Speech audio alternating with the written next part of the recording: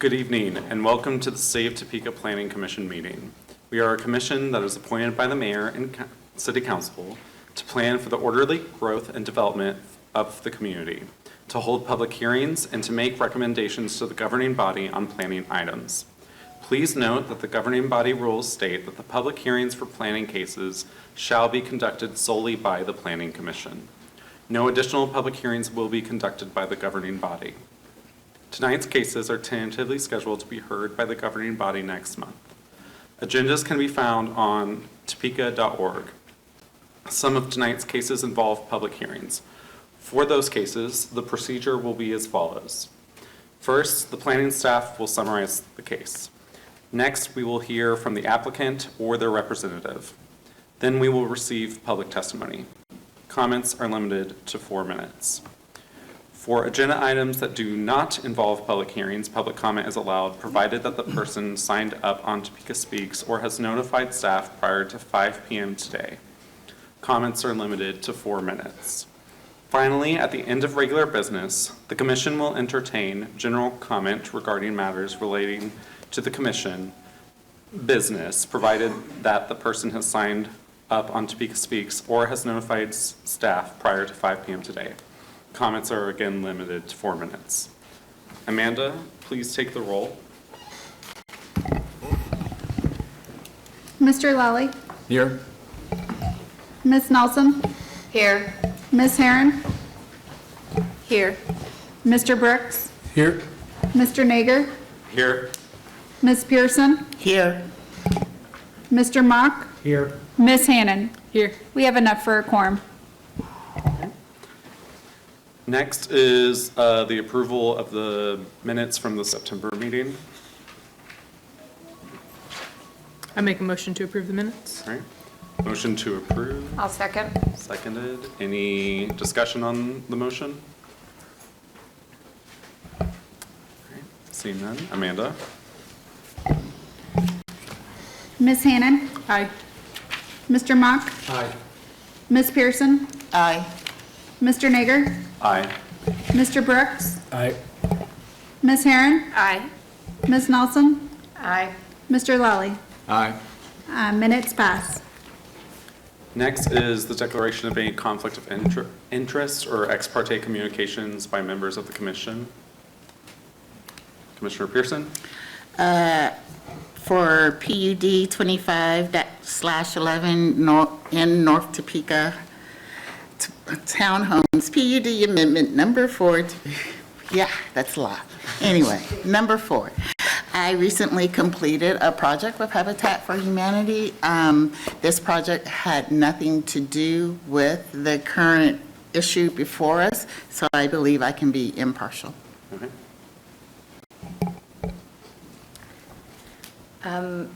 FNL Enterprises used to be members of mine. There's nothing in what is in front of us that's going to make me have a impartial decision, so I'll be fine with that. And I have done work in the past with Topeka Habitat for Humanity, and I'll be fine as well on that to make the correct decision. All right. Also, I was on a survey for item 4, but I don't think that it will impact my decision. Not for the item at hand, but I was part of a survey that Habitat for Humanity was putting on. That was a separate issue, so I can be impartial. On actions item 1 and 2, those are projects that I'm working on. So I will step out in the hallway for that. And I have had correspondence with staff regarding the zoning, changes to the zoning codes. Microphone. I thought I had it on, sorry. I've had correspondence with staff regarding the zoning codes questions and concerns that I've had and how to best go about presenting to you guys. So, yeah, come up with a way that I'll just talk about later. Mm-hmm.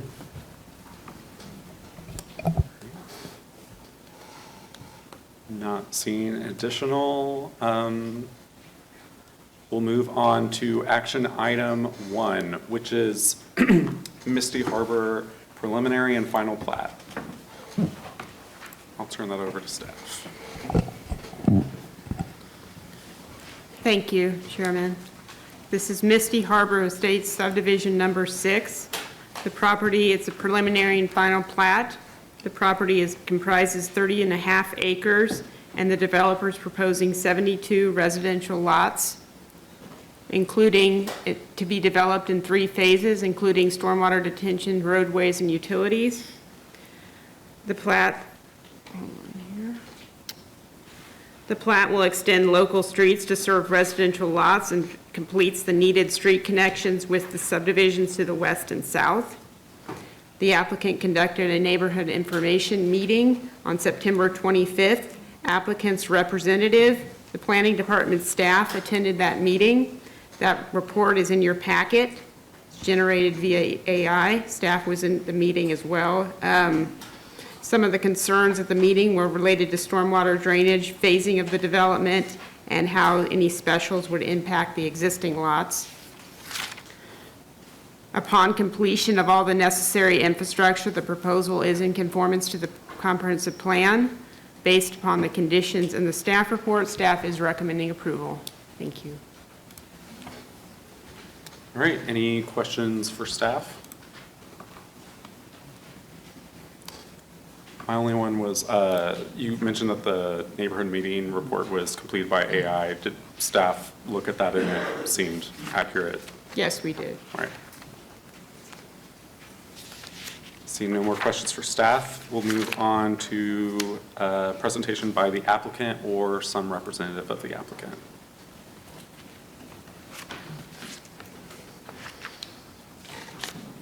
Good evening, Jeff Lomack, SVP Engineering, the civil consultant for the developer on this project.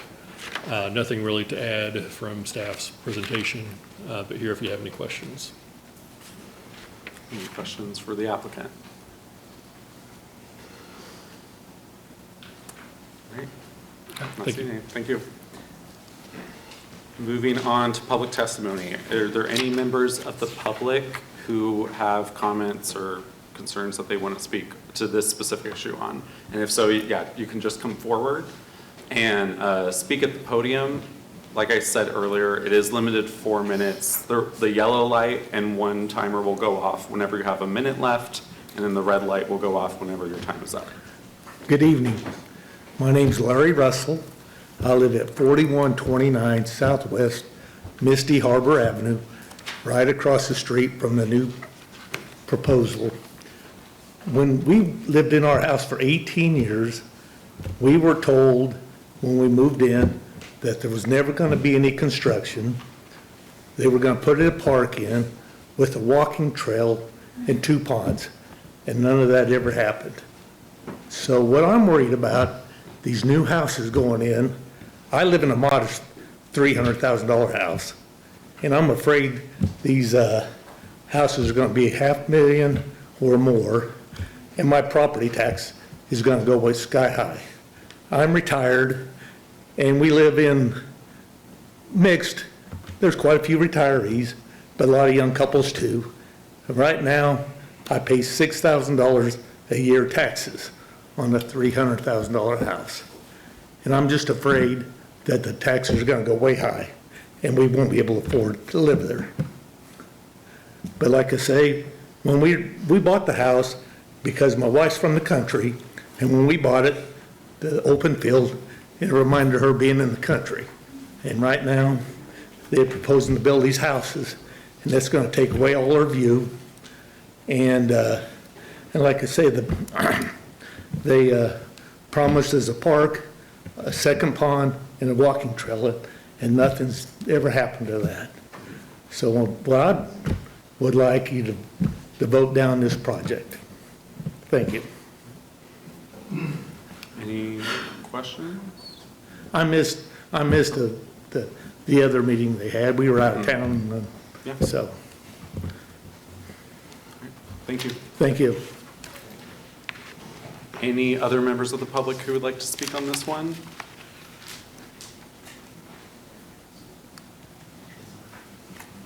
Seeing none, I will close the public hearing and then move on to discussion by commissioners.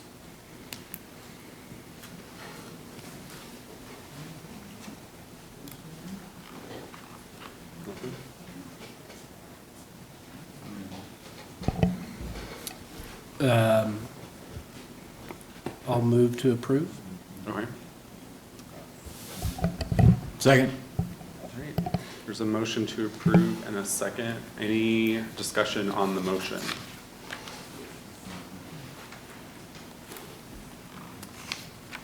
Go ahead and Mr. Lawley? Aye. Ms. Nelson? Aye. Ms. Herron? Aye. Mr. Brooks? Aye. Mr. Nager? Aye. Ms. Pearson? Aye. Mr. Mock? I'm sorry, Mr. Mock is abstaining. Ms. Hannon? Aye. The motion passes.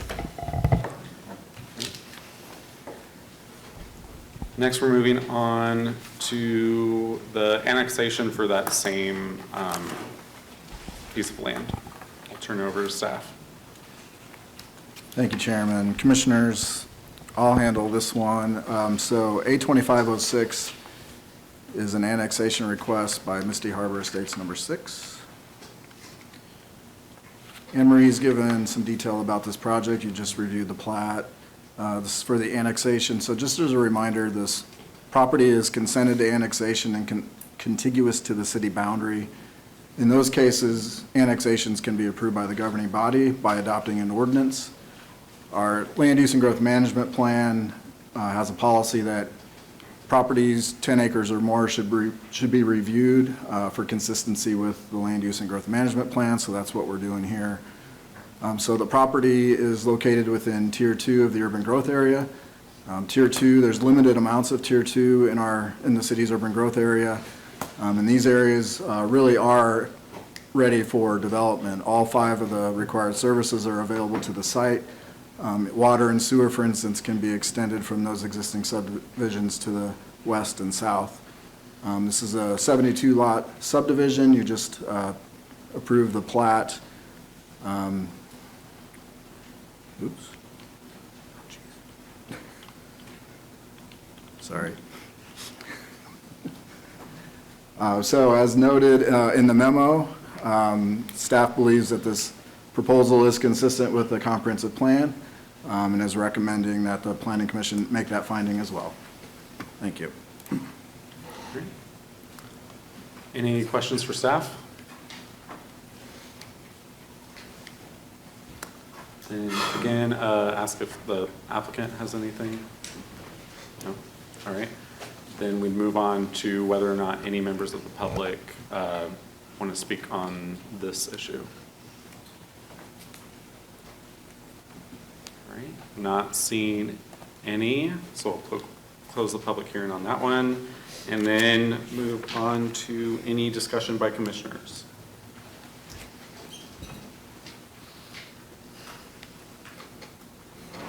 Or any motion. A motion to approve? Second. Any discussion on the motion?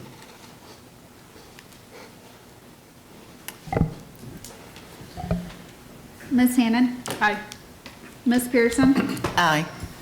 Mr. Nager? Aye. Mr. Brooks? Aye. Ms. Herron? Aye. Ms. Nelson? Aye. Mr. Lawley? Aye. Motion passes. All right. Then we'll move on to agenda item 3, which is the PUD 2512, the Quick Trip number 282 PUD. We'll turn it over to staff. Okay. Yes, thank you, Chairman. This application is a request to amend the zoning map from PUD Planned Unit Development for C4 Commercial Uses and M1 Two-Family Dwelling District, all to PUD Planned Unit Development for C2 Commercial Uses. The application would allow for an automobile service station type 1, which is a convenience store with fueling pumps. The main reason for the rezoning is to allow an existing driveway onto Southwest Atwood Street, which is right about here where my cursor is. The property is zoned M1 Two-Family Dwelling District. and that commercial driveway is not a permitted use on that property. This slide here demonstrates how the property is split zoned, overlaid on top of the proposal for the PUD. The portion of the property onto Atwood, which is approximately 11,000 square feet, is currently zoned M1. The remainder of the property is currently zoned PUD, Plan Unit Development for C4 uses. The total acreage of the property is 2.3 acres. The portion that's zoned M1 is approximately 11,000 square feet.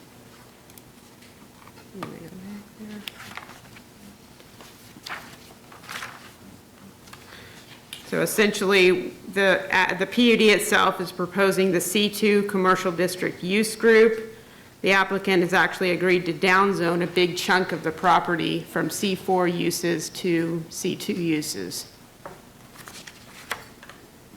Planning staff has reviewed this relative to findings in the code and the golden factors, which I'm going to go through a few of those. Under character of the neighborhood, the rezoning is intended to accommodate an existing driveway on Atwood Street and will have minimal impact on the character of the area since the driveway already exists and has existed in that current form since 1974 or 1975. Under the suitability of the subject properties for uses as it has been presently restricted, the majority of the site is zoned Plan Unit Development for C4 Commercial District uses and is still suitable under that zoning. It currently allows the quick trip. The small portion of the site is zoned M1 two-family dwelling district and is not suitable under its current zoning since it has a driveway on there which is accessing a commercial use and is not permitted in the zoning of M1. Under length of time the property's been vacant as zoned, the commercial driveway on Atwood has remained zoned as M1 since approximately and served the banks at 29th and Gage since 1974. Finally, under the extent to which removal of the restrictions will detrimentally affect nearby properties, the TIA, which was prepared by the applicant, assumes a very little low new site-generated traffic trips onto off of Southwest Atwood. That said, the potential detrimental effect should be minimal due to the fact the driveway is existing. The remainder of that land on Atwood is retained as open space, and the open space will act as a buffer between the convenience store and the neighborhood. Also, I want to make a note of is that a convenience stores, quick service restaurants, and other generators of high traffic volume are already allowed under the current C4 zoning, regardless of whether the approximately 11,000 square foot of the land is zoned, that's currently zoned M1 is rezoned. Based upon the findings in the staff report, staff is recommending approval of this request. Thank you. Any questions for staff? Mr. Chairman, Yep. before you proceed, I just wanted to make a few comments about the traffic, some of the traffic issues and the traffic study that's attached to the staff report. So you're likely to hear a lot of comments about traffic tonight. I think there are some people in the audience here that do have concerns about traffic, and they expressed some of those concerns at the neighborhood meeting. So it's important to understand how those comments relate to your rezoning recommendation. So just so everyone understands, a traffic study is not always required with an application for rezoning. More often than not, it's not. It was required in this case, or it was advised that they submit one for a couple reasons. Partly because, we expected that neighbors of the project and the Planning Commission or the governing body would ask questions or express concerns about traffic and want more information about traffic. And also that information from the traffic study may be relevant to the rezoning decision. So the city's guidelines or decisions about when a traffic study is required is not an arbitrary one. The city does have guidelines. It's really Public Works Director and City Engineer have guidelines for traffic studies that typically require a traffic study for a convenience store with fuel pumps because of the traffic that project is likely to generate. If this project did not require rezoning, the traffic study would have been required when the developer submits the site plan review application. That's the typical situation. Quite often, rezoning is not required, and that traffic study is submitted with the site plan, and it's reviewed and requires to be conditionally, it's required that that be conditionally approved before they proceed and apply for building permits. So that's, beyond here, that's what's going to happen. So for the above reasons, the traffic study does not typically need to be approved before a recommendation or decision is made about the rezoning. Where the traffic study is today, the staff, the city engineer, and the city's traffic engineer is here to speak to that, to answer questions about it. But there are some changes that city staff are requesting that the applicant make to the traffic study. And so there could be some concern that, oh, it's not complete, but really what's important are some of the numbers in the traffic study and how they relate to the rezoning decision, especially what the traffic study says about the access on Atwood, because that's where the rezoning really is taking place. And so that is where the traffic study is probably most relevant. There are some other concerns about the traffic that's generated, and those are valid concerns, but those would be addressed outside of the rezoning. For example, the congestion that happens at the intersection, the queues on northbound gauge traffic, for example. So just wanted to point that out, just put the traffic study in the proper perspective as you deliberate and make a recommendation. Thank you. Going back to questions for staff. Commissioner Brooks? Is this going to include any truck traffic? Is it a truck stop? No. No, this is not a truck stop. There are no Thanks. fueling pumps for semi-trucks. Thanks.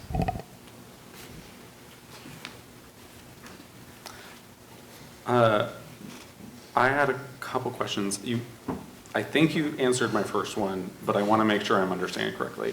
So the bulk of the property on the west side is already a higher use, and if they were just building on that, they would not need to come back for a rezoning because it is a less intense use according to the zoning code. Is that correct? Yes, that's correct. And the only reason that we are here is because that little bit that goes out to Atwood is part of it, and that is a lower zoning than the current, or the proposed use. Yes, that is correct. All right. And then my other concern was somewhat related to traffic. It's the 29th Street entrance and exit, I guess, that causes the most concern for me. As you're coming over from east to west, there is that curve and an incline that can make it difficult to see. Is the entrance and exit to this proposed quick shop, is it something that you can access that westbound traffic on 29th Street, or is there some sort of median or something that would block that? The current understanding is that's going to be full access on 29th.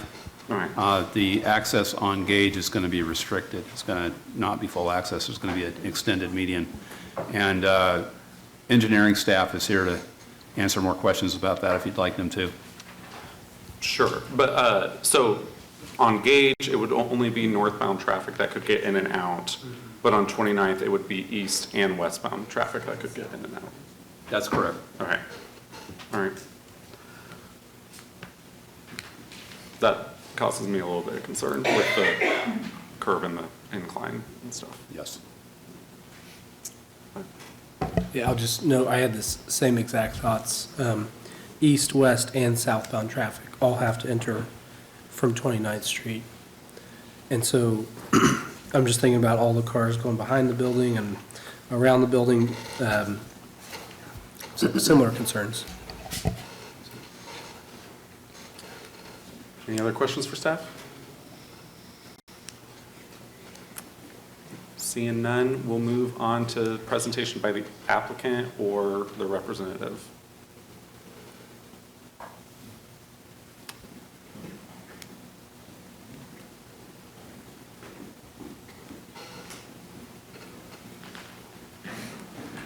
Good evening.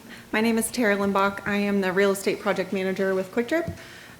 We've been working diligently with staff, so just wanted to thank staff for taking as many meetings with us and working through this site. We're very eager and excited to hopefully come here, and I'm available for any questions that you have. And I also have my traffic consultant and zoning consultant here if you had questions for them. Any questions from commissioners? Commissioner Brooks? So just, you heard our conversation about east, west, and southbound traffic all entering from 29th Street. Could you maybe just speak to that? Is it a concern or is it not a big deal? And if it's not a big deal, why? Can I call it my traffic For sure, consultant? yeah. Okay. Come on up. Hi, guys. You get the whole team tonight. Great. Amy Grant, 900 West 48th Place, Kansas City, Missouri.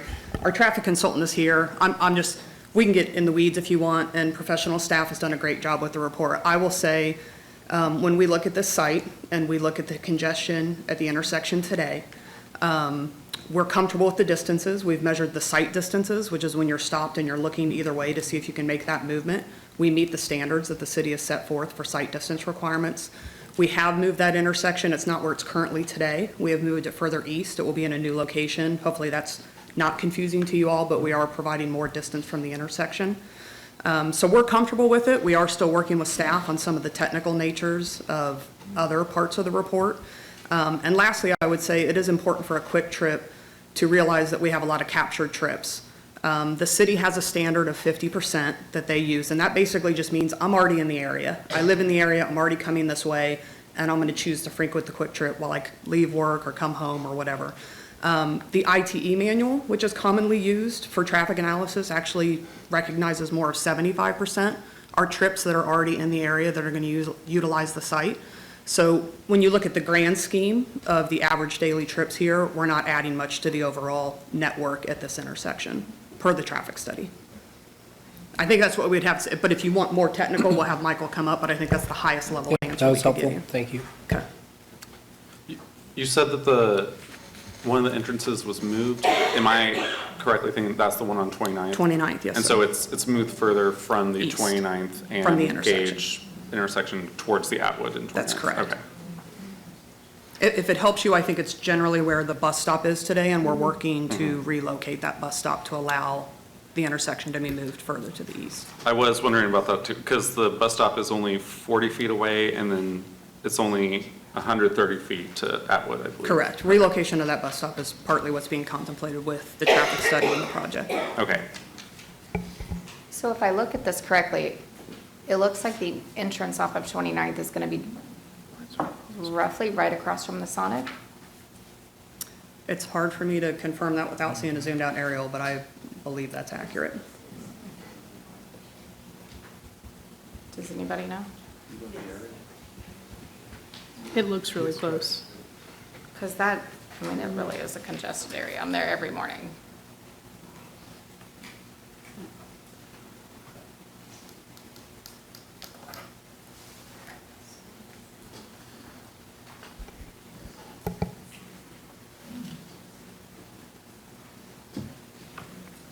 Any more questions for the applicant?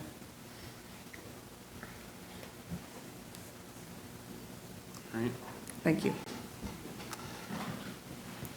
Then I'll move on to public testimony. So same as before, anyone who's a member of the public who would like to speak specifically to this one, just go ahead and come forward. You have 4 minutes. The yellow light and one timer will go off to give you a warning of 1 minute, then the red light and an additional timer will tell you that your time is out.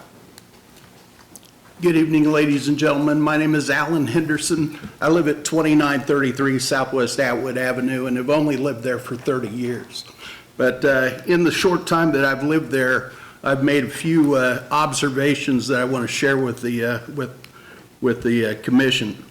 First of all, when you're putting in this Quick Trip, It's off of I-470 exit, so you cannot tell me that Quick Trip isn't counting on highway traffic to come into the area. Now, as I look at Atwood specifically, and look at that area, the area that, where that bus stop is sitting is on the M1 platted area. So this isn't just, we're just going to change the zoning on that one little area. This is going to have a significant impact on that Quick Trip because they're talking about moving the entrance to that Quick Trip to that area that's zoned M1. Secondly, I want to talk about the traffic study that was, quote, done, and I was told that there would be no additional traffic going in front of my house. Now, I live about 300 feet south of 29th and the 29th and Atwood intersection. I can tell you, if you're trying to get back on the highway and you're coming off Atwood, I guarantee you're going to be turning south rather than trying to turn north and fight traffic to get to the corner of 29th and Gage. You're going to continue down Atwood. You're going to turn right onto Stone. You're going to go back down Twilight, and you're going to try to catch the light there to be able to get back onto I-470. You're also dealing with people that are traveling south on Gage are not going to have an opportunity to turn into Quick Trip unless they turn left at the intersection at 29th and Gage, which is going to cause more issues because they not only have to turn, they also have to get over one lane before they can enter the Quick Trip. Now, Quick Trip said that they're going to be putting in an island to keep people from being able to turn from southbound to get into that parking lot. Well, that also means that those people wanting to get back onto I-470 are not going to be able to turn south and get back onto 470 that way. This traffic study that has been done was very poorly done and was really not thought out. Now, let's go a little bit further. On on Gage, the first street that's available is Lydia. Lydia is a dead end, and the only way to get out of Lydia is to do a U-turn on Lydia or to drive across the easement in front of the apartments that are next to the proposed property. This is going to cause a number of problems traffic-wise with people trying to either get back going north or going south onto that onto Gage Boulevard. I really question the amount of planning that has truly gone into the traffic assessment, and I can tell you that what I've read is completely wrong. I urge you to demand more information before we go forward. Thank you.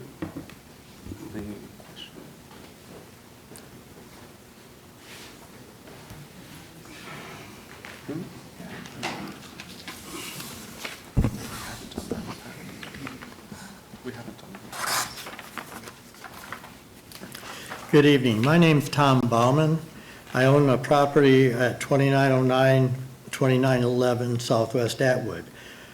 That is the duplex that sits right next to the driveway that comes out onto Atwood.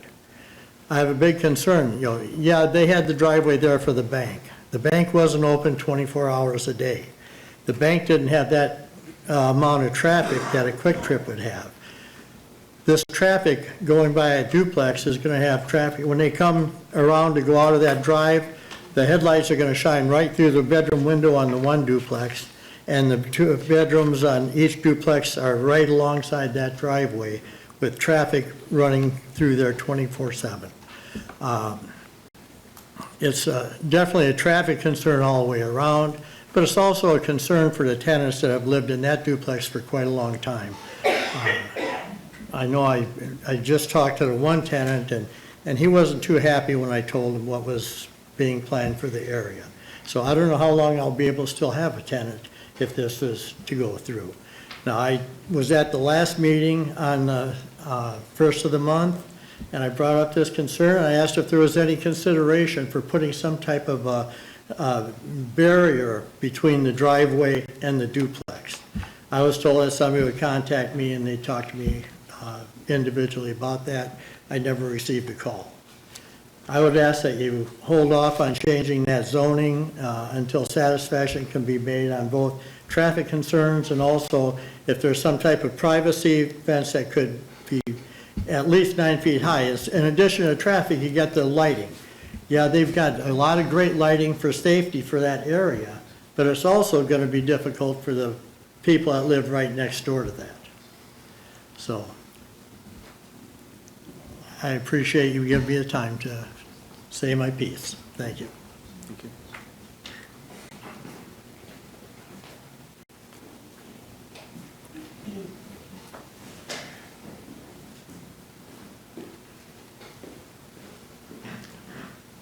I'm Julie Odell, and I live at 2924 Southwest Lydia.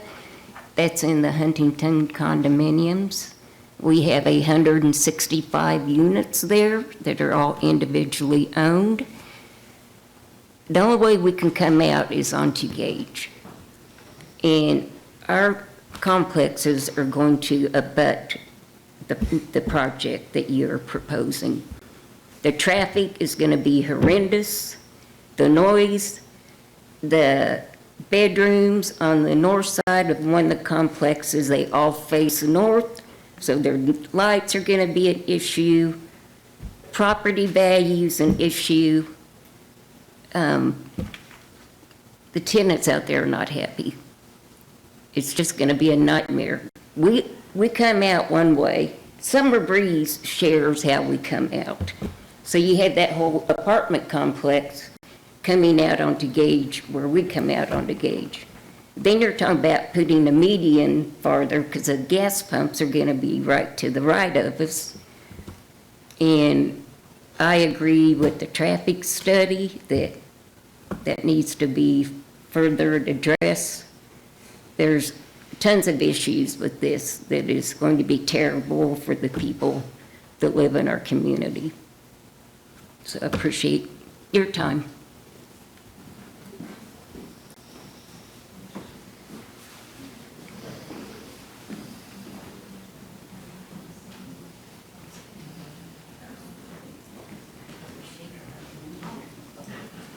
Good evening. My name is Fred Cooper. I live at Huntington Condominiums, which is on our property, butts right up on the south edge of this proposed quick trip or quick shop, whatever it is. I have concerns not only with the traffic that's already been brought up, but the noise, the lights.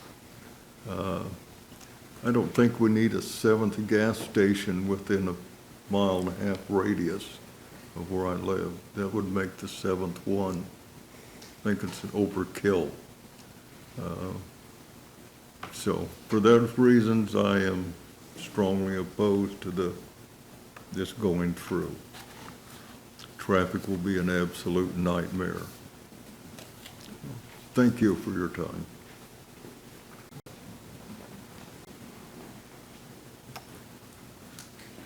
Any other members of the public who would like to speak on this one?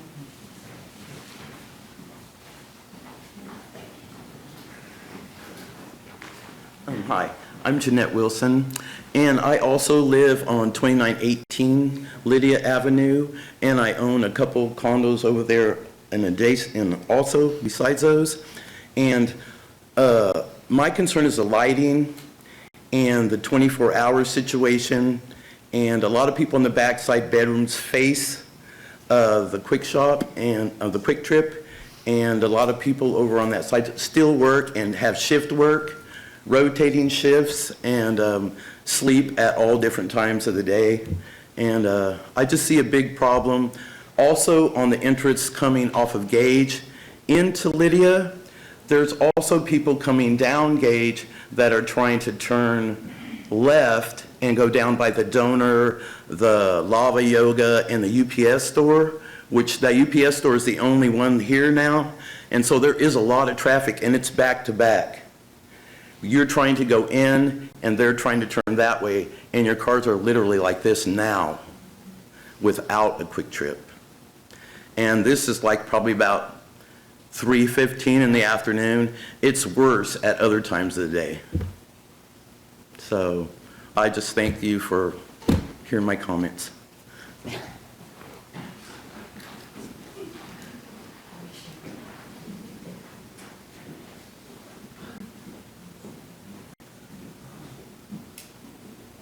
Hi, I'm Tammy Moore, and I also live at Lydia Avenue, and my bedroom is I have 2 condos also, so both of my condos do have a bedroom that faces that location. I also work for a shipping company, and I am through that intersection multiple times a day. It is congested most of the day.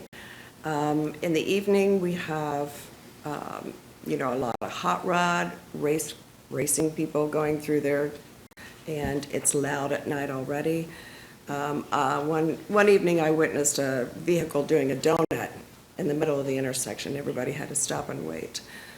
There is a lot of pedestrian traffic that walks down the sidewalks from those apartments south of Huntington condos. I can only see that there's even going to be more pedestrians.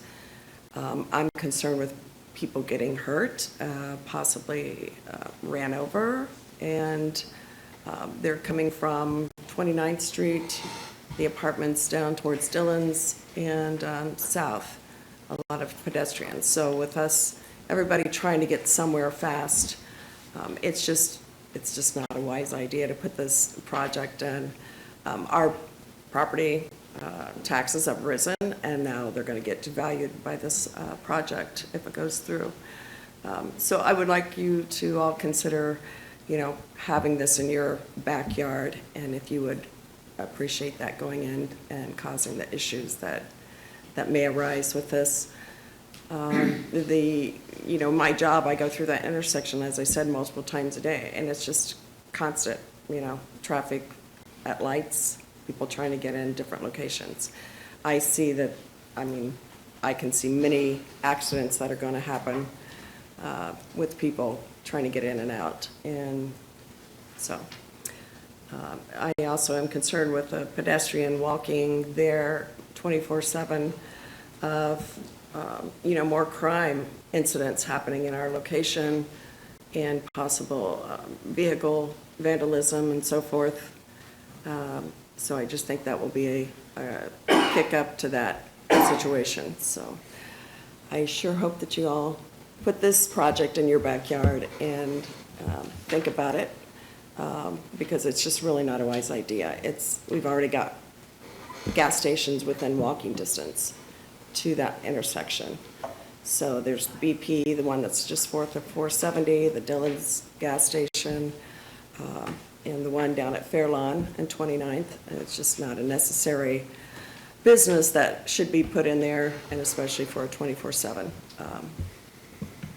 open time. Thank you, and appreciate your time.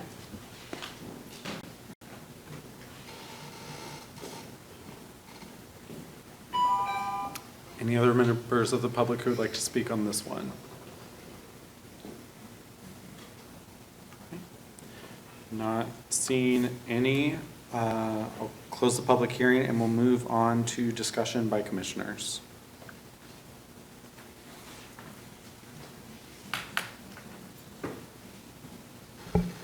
Okay, so I just want to make sure that I'm understanding this. We're not actually voting on whether this can go in, we're voting on the driveway, correct?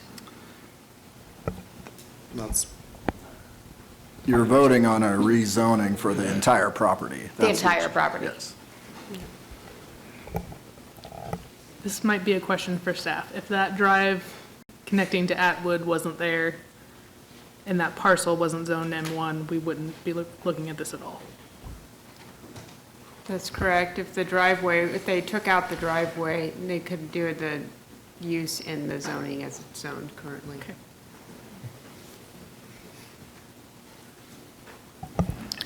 In absence of a site plan, this typically comes up in terms with commercial properties in terms of lighting and screening. Will that be addressed when a site plan is submitted? Is that correct? Our landscape regulations do require a landscape buffer along the length of a residential and commercially zoned property. So we would address any landscape buffering or fencing if a privacy fence is warranted during site plan review. Could you give a little bit basic idea of what that entails, what that would end up looking like?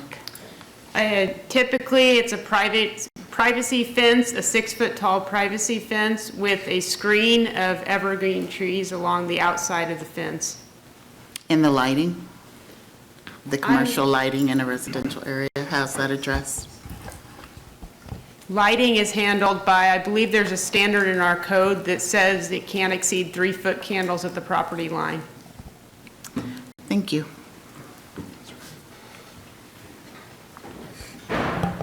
Just to be clear, you said the landscape buffer is required for anything adjoining a residential zone, but the condos to the south are not zoned residential, they're M2, so the landscape buffer is not required on the south side. The condos are zoned, yeah, they're a PUD and they're zoned resident M2, so they are So a that would PUD count. M2 use group. Perfect, okay. And I can't remember who said something about the changing of the queuing of the lights, to how the lights are timed right now. Will that be addressed as well?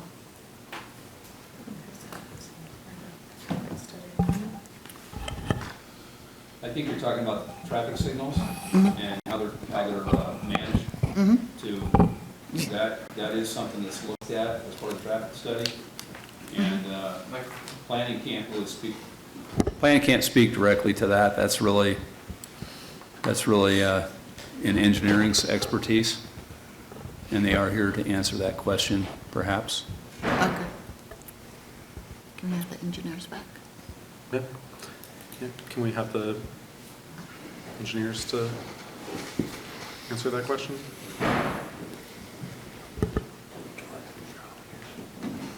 Sure, good evening. There are some typical traffic signal systems at arterial intersections like this do have the capability to be massaged. Unfortunately, when all legs of this intersection are relatively busy, and so any optimization you do at one leg probably impacts the others, and so there would need to be a real look from an optimization standpoint, not just increasing the timing of a green light in one direction. It would affect the other legs too, so we'd have to be pretty careful about tweaking, but all of them are made to be tweaked to some degree, and this one would be one that could be tweaked some. So would it be tweaked for this project? It would. The city staff always looks to tweak those as best they can beforehand, and then they kind of have a life of their own, and you tweak it as you go to optimize the signal timings. So we're not locked into that right now? Correct. Thank you. Other discussion or questions? I have one. So the bus stop is moving. Which direction is it moving? I think they're in the works with Topeka Metro to move it to the east, Okay. on the east side of Atwood, but that may be a question for the applicant.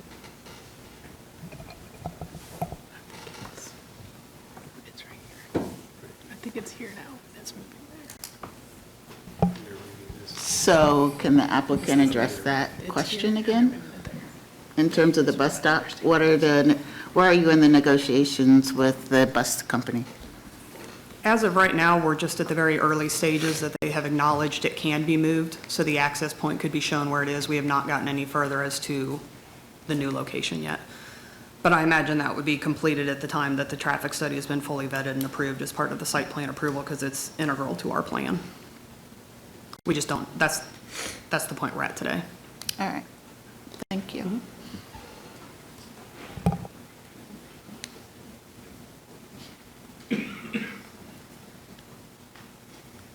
questions or discussion?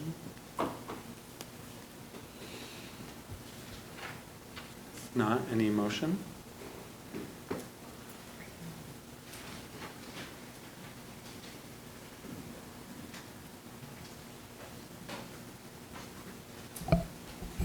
Motion to approve.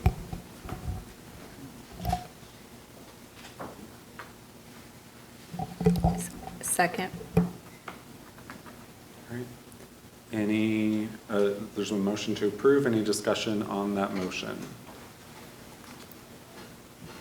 Could I make a suggestion that we make a condition to remove the drive to Atwood?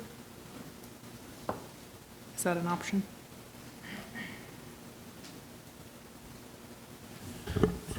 I believe if you remove the drive from Atwood, there's no need to, we'd probably have to amend the existing PUD plan that's on file. I'm not sure it'd be a major amendment. That probably needs to be looked at, what's required if you remove that drive. I think one thing to think about is the drive, it does, with that drive there, it does take some pressure potentially off of the intersection, off the driveway, exit and entrance on 29th. I don't want to say this too forcefully, but, the numbers in the traffic study suggest there's very little traffic coming out of that drive. I think, I'm not a traffic engineer at all, but that does seem hard to believe that it's that low, but that's why we have experts to make that analysis, to make that decision. And it is carefully vetted. Traffic study is, just so everybody understands this, the developer creates the traffic study. They write the traffic study, it's submitted to the city reviews it, and takes multiple iterations to get it right. So I just think it's important to understand all that information. And my suggestion, if you are thinking about removing that access, I think you'd want to hear from the applicant again, how critical that is to the project. Not to drag this out, but I think that that's something that might be important for you to know. Could you address that? It's a fair question, and it's actually one that's been contemplated. What I would tell you is, overall, our traffic consultant would tell you it's safer to keep it. I don't know if there's the map we can put back up on the screen. Even if that connection goes away, what you're going to end up doing is creating probably a less safe situation, because people are going to come out on 29th, take the quick jaunt, and go right back down Atwood anyhow. So you're basically just keeping certain people from coming back out to the public street network to go south on Atwood anyhow, if that makes sense, if you're tracking what I'm saying. Yes. So they still can get to Atwood. This, I would argue, would probably allow people from that neighborhood who may want to come to Quick Trip get to it more easily. And yes, there probably are people who are going to use it. We just don't. Traffic studies are an engineering science, guys. Until it's built and people are there using the road network, there's variables. So, but from all the analysis we've done for the way the IT tells you to study a traffic study, we've done it to that standard, and it shows very few trips choosing to meander through that neighborhood. Thank you. Yeah. All right, so we have a motion to approve, and we have a second on that motion. Any further discussion on that motion?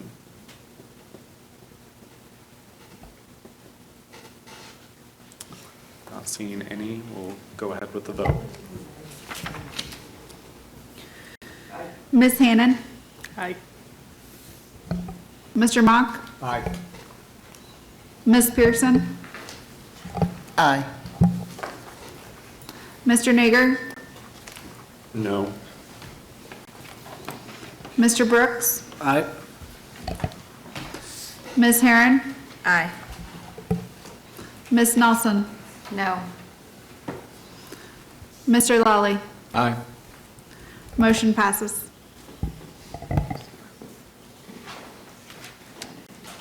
Great. Next is PUD 2511, Topeka Townhomes, Amendment Number 4. Yeah, I'll give a moment for folks who are leaving to step out.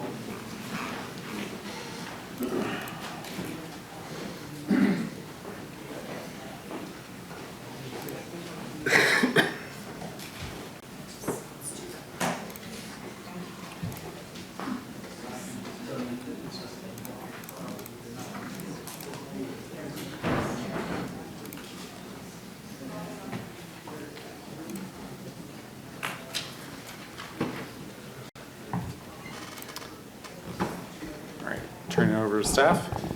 Okay, thank you, Commissioner. Okay, so this is a major amendment for North Topeka Townhouses, PUD. It will be the fourth amendment of that PUD. The location, it's located on the southeast corner of Northwest Tyler Street and Northwest Lyman Road. It's located in North Topeka, and it's located in the North Topeka West NIA. Currently, the land is sitting vacant and unused. This proposal will create up to 23 new residential single-family lots in North Topeka.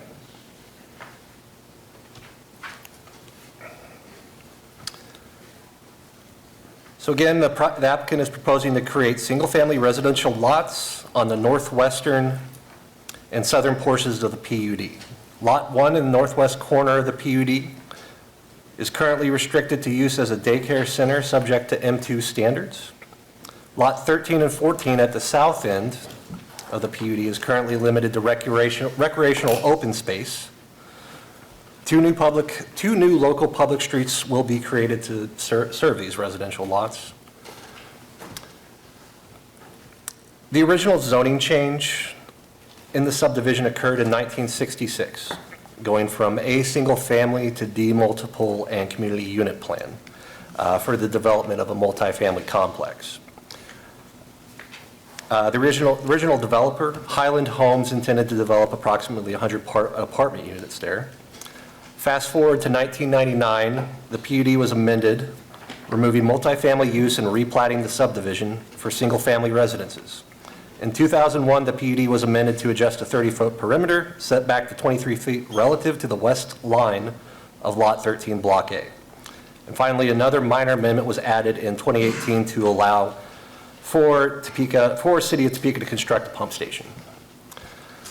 So now we have a map here of the surrounding zoning. To the north is C4 Commercial District and I1 Light Industrial. That would be the Sutherland's Lumberyard Building Materials Store. To the south, it's zoned R1 Single Family Dwelling District. That's currently where Great Life is located. Great Life Fitness Center Racquetball Club.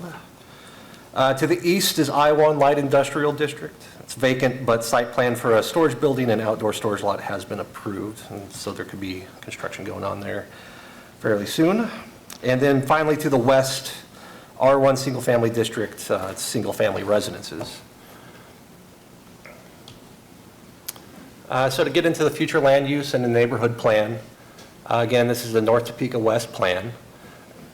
So for future land use, the area is designated as low-density residential, like the rest of the existing subdivision.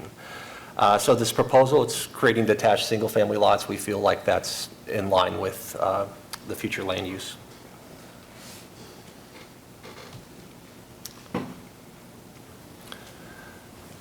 So let's go over a little bit of the compliance and guidelines of this. Again, creating up to 23 new residential lots. This will be with R2 single-family dwelling district standards. So with that, the minimum lot size will be at least 4,000 square feet and a minimum lot width of 35 feet. All lots created will meet those minimal dimension standards of the district. Off-street parking will be provided by driveways and attached garages that the applicant plans to build. The PUD will follow off-street parking requirements in Title 18 of the Development Code.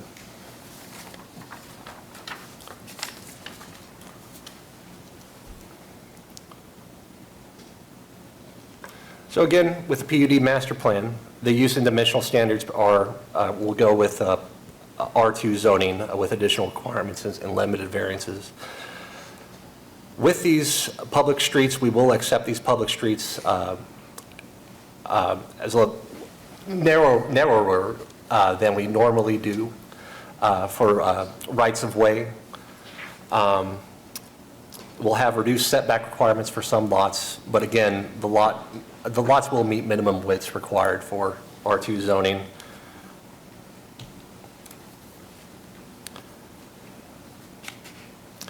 The applicant conducted a neighborhood information meeting on September 24th at the Habitat for Humanity store. Habitat for Humanity staff and the consultant were there. City staff was also present. It's estimated more than 25 residents of the neighborhood attended. Questions and concerns from neighboring residents included owner occupancy versus rental property maintenance, phasing, and management by Habitat for Humanity. Management of stormwater and various traffic-related questions. The notes from that meeting are attached in the packet. So some brief staff analysis. We feel that the character of their neighborhood, is residential, primarily with detached single-family houses. This proposal will match, this proposal is along the same lines. The zoning will be compatible with nearby uses. Again, the applicant is proposing detached single-family houses. The neighborhood already exists. The neighborhood already has single-family houses. And the large part of the surrounding area also is that low-density zoning. The land that they're proposing the lots to be created, that land has remained vacant since for the past couple decades. There was a daycare on the northwest corner of Shoria Estates Subdivision. That daycare was demolitioned and it's remained vacant ever since. Same goes with the southern portion of the PUD. It was proposed as a softball field, but that was never built. Again, it's consistent with the North Topeka West neighborhood plan that calls for low-density residential. And to wrap it all up, all essential public roadways, utilities, and services are currently present and available within the area. City of Topeka Public Works Department staff met and discussed a proposed new streets to service the new lots. It was agreed that Topeka will accept the streets as public with a right-of-way less than the accepted 60 feet. This exception was due in part to the length of time the property has remained vacant and for the need of housing in Topeka. So with that, staff is recommending, based upon the above findings and analysis, planning staff recommend approval of proposed PUD Amendment Number 4, North Topeka Townhomes, subject to the following conditions in the staff report. And with that, I'm happy to take any questions. Any questions for staff? I do. Yep. The right-of-way is less narrow than typical. The roadways are standard width. Is that correct? The roadway is going to be 29 feet in length, I believe, and that's... Yeah, the design of the streets will meet city standards for a public street. It's just the right-of-way that is less than typical. And so overall, fire department access is still meets. Fire department has reviewed this and they are fine with how it's designed. Okay. Yes. Thank you. Any additional questions for staff? Okay, then we will move on to the applicant or some representative of the applicant.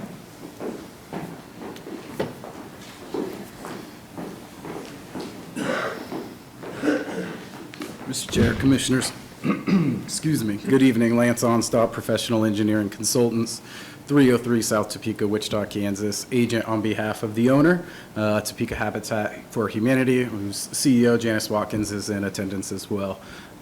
So again, appreciate the opportunity to discuss this project, very exciting project, a project we've been working on for quite some time.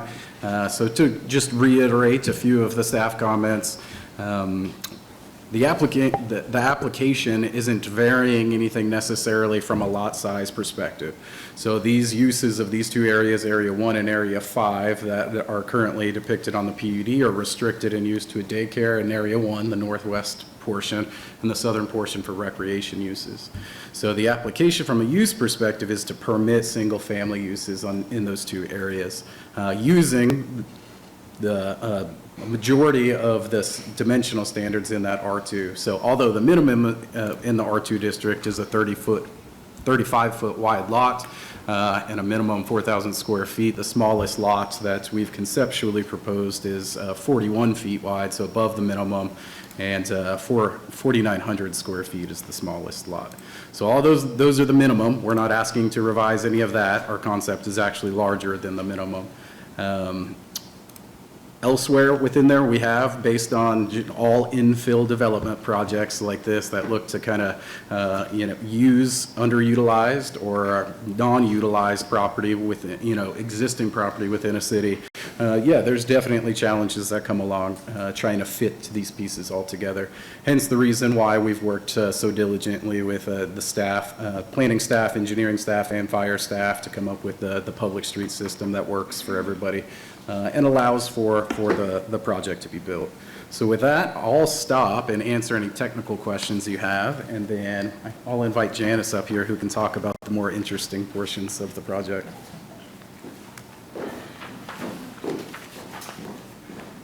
Good evening, Janice Watkins, CEO of Topeka Habitat for Humanity.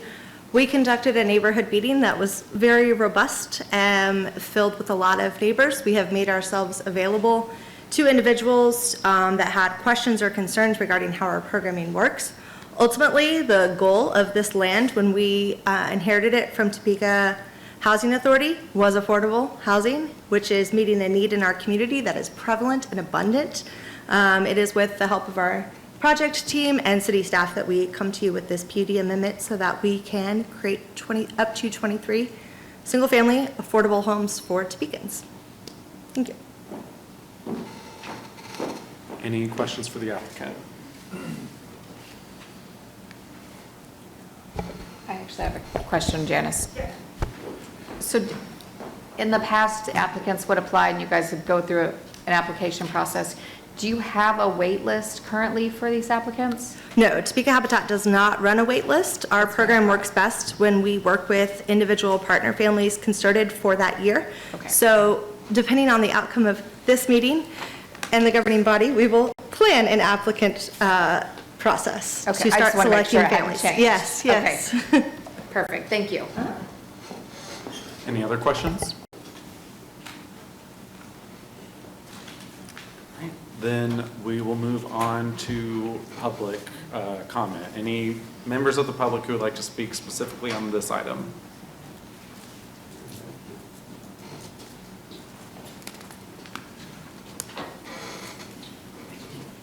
No, my name's Daniel Smith. I live at 2012 Eugene. That means that my property, the south side of it, is going to be connected to everybody's backyard, including my front yard. I've looked at the little schematics they've got here. First off, 24 units in that little bitty area. This is way smaller than what they're making it out to be.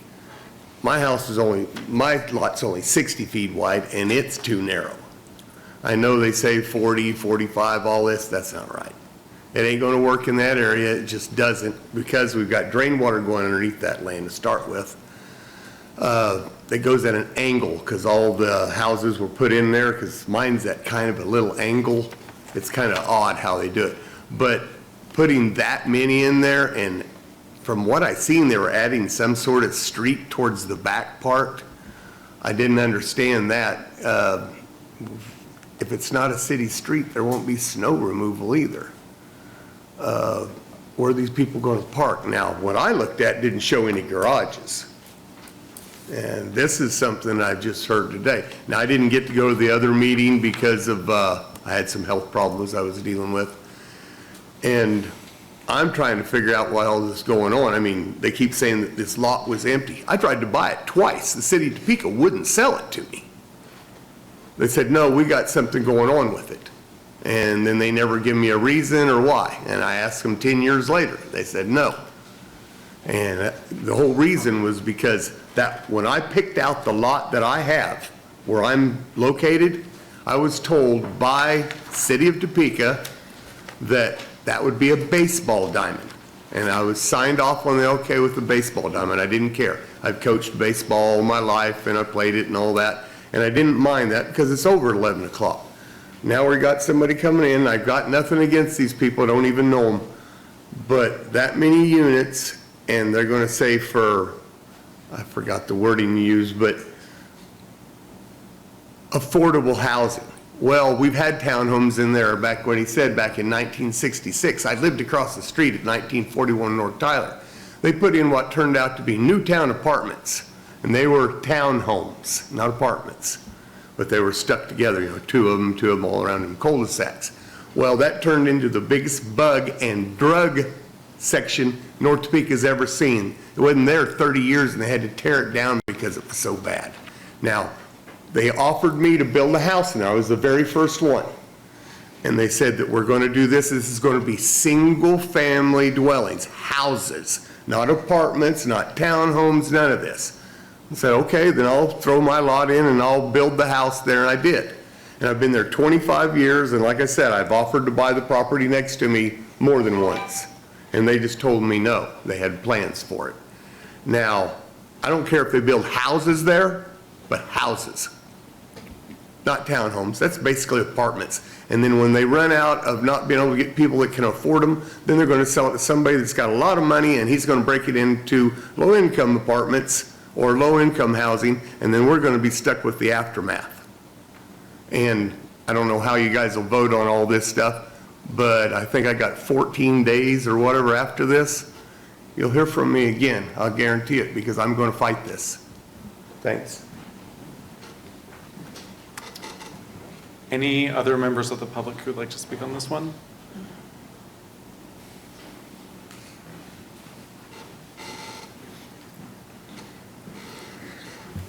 Good evening. My name's John Cabus. Appreciate your time and your service. I'm going to make my comments very short. I support Habitat for Humanity. I think it's a great organization. I also think I support this community's need for housing, and this is the perfect place to put it instead of out in the county. Just build affordable houses in Topeka. I just have 4 small concerns, and one of them is the gentleman's that started or did the first one. We were at the earlier meeting, we were promised no duplexes or fourplexes, but they continue to call this thing townhomes. I would just like to see that's not, that they are single family, not duplexes. I would be opposed to duplexes, although the name keeps coming up, townhomes. I didn't say, my house is at 655 Shorey Court. When these houses were built, this program was developed by the city, houses subdivision, and it worked. You guys did it, and it worked. You had rules, so just apply those same rules. These homeowners, when they built these homes, they had a deed restriction. No, it can't be rented in 10 years. Doesn't cost them a nickel to add that. They paid specials for a decade, on the houses, or specials when they built those lots. And then my 4th concern is North Topeka and that area is the best soil in Shawnee County. Give these homeowners a little bit more space so they can have a little garden or flower bed. I agree with him. 35 feet or 41 foot, about the size of this room. It's not big enough. I believe in housing, I believe in affordable housing. Just put less of them in there. That's all I had. Thank you.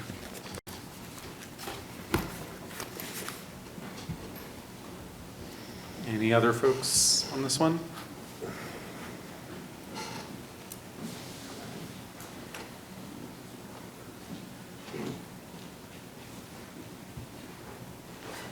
My name is Lance Teedy. I live at 2011 Northwest Eugene, so my property is right across from the south side.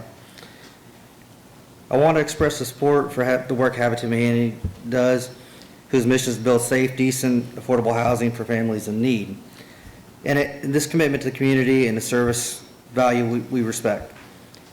However, while we appreciate the objectives of Habitat for Humanity, we have reservations about the proposed plan to construct 23 new homes in our neighborhood.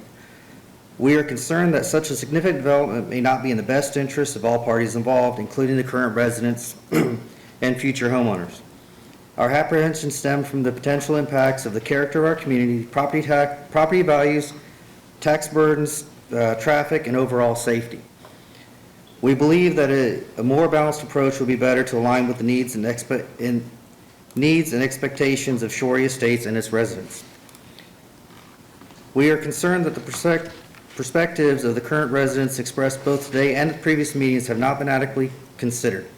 Despite the ongoing engagement, the PUD amendment currently carries recommendation motion to approval as indicated by the staff in its final, the final report available on Topeka Speaks website. The staff report further highlights space limitations concerning parking, notes that proposed lots will be narrower and smaller than the size of existing lots. Additionally, it asserts that there is little for the general public or the surrounding residents to gain by denial of proposed zoning change. This statement gives us the impression that the meetings are conducted merely to fulfill legal and procedural requirements rather than generally incorporating the input and concerns of the residents. As homeowners residing in Shorey Estates, we wish to formally convey our concerns about the proposed plan to add 23 new single-family homes to Shorey lots in our subdivision that currently consists of 25 homes. And this proposed increase would nearly double the population in a relatively small area. We believe that both the overall number of new homes and the average lot size reduced to align better with the existing character of Shorey Estates. We specifically recommend removing at least one house from each of the different sections to allow for a larger property size to be more adequate or aligned with what is already there. By maintaining consistency in the lot size and limiting the total number of homes, we feel the subdivision could preserve its established atmosphere and remain in harmony with current residents' expectations. We are also concerned about the potential impact of the proposed new homes on the property values within Shorey Estates. According to the information at the recent community meeting, each of the homes is expected to have a property approximate value of $190,000 to $255,000. Such valuations could potentially affect the existing homes in the area. Our concern stems from the fact that, like all residents of Topeka, we are already experiencing continual increase of property taxes each year with no relief in sight. If 23 new homes at this valuation are added to the neighborhood, it would be difficult to see how things would not further raise our property tax, which can lean towards even higher property taxes. The situation could be especially detrimental to the aging population residents near Shorey Estates, many of whom are on fixed incomes, and could struggle with the additional financial burden from the higher property taxes. We have noticed a significant increase in traffic in our neighborhood. Uptick appears to be a result of drivers attempting to bypass the four-way stop at the Lyman and Tyler Street intersection. Unfortunately, some of these drivers show little regard for the safety of our community and well-being of its members. The addition of 23 homes would likely introduce at least as many additional vehicles in our neighborhood each day. Excuse me, that's the end of your time. I really wish you guys would actually take into account what the community has to say, but as I've seen, you guys just can rubber stamp whatever you want to do anyways. Thank you. Anyone else who wants to speak on this one?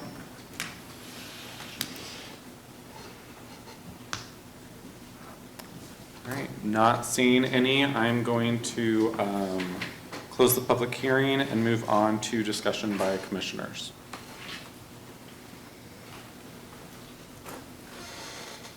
Commissioner Brooks? Okay, so just a few things, and I might have to be educated a little bit, but that's all right. First, on the townhomes discussion, could you clarify, because the question came up, what does townhome mean and what does it not mean? That was the original name of the PUD that was originally created back in the 1960s. Typically how we do amendments with PUDs is just to have that title, like North Topeka Townhomes, and then just amendment number 1, 2, 3, 4. So that is just the original name of the PUD that was created in the 1960s. So will there be duplexes? No, we're not anticipating any duplexes, correct? No, so it's whatever is allowed in R2. Yes. Which is single family and any other uses that are allowed in R2, basically. Okay. That currently, under current standards, that does not include No duplexes. Correct. Yeah. You know, that's up for discussion later tonight, but yeah. So it's not townhomes, it's not apartments. And all the other existing properties in Shorey Estates is zoned R2? Or R2, or R1? The existing.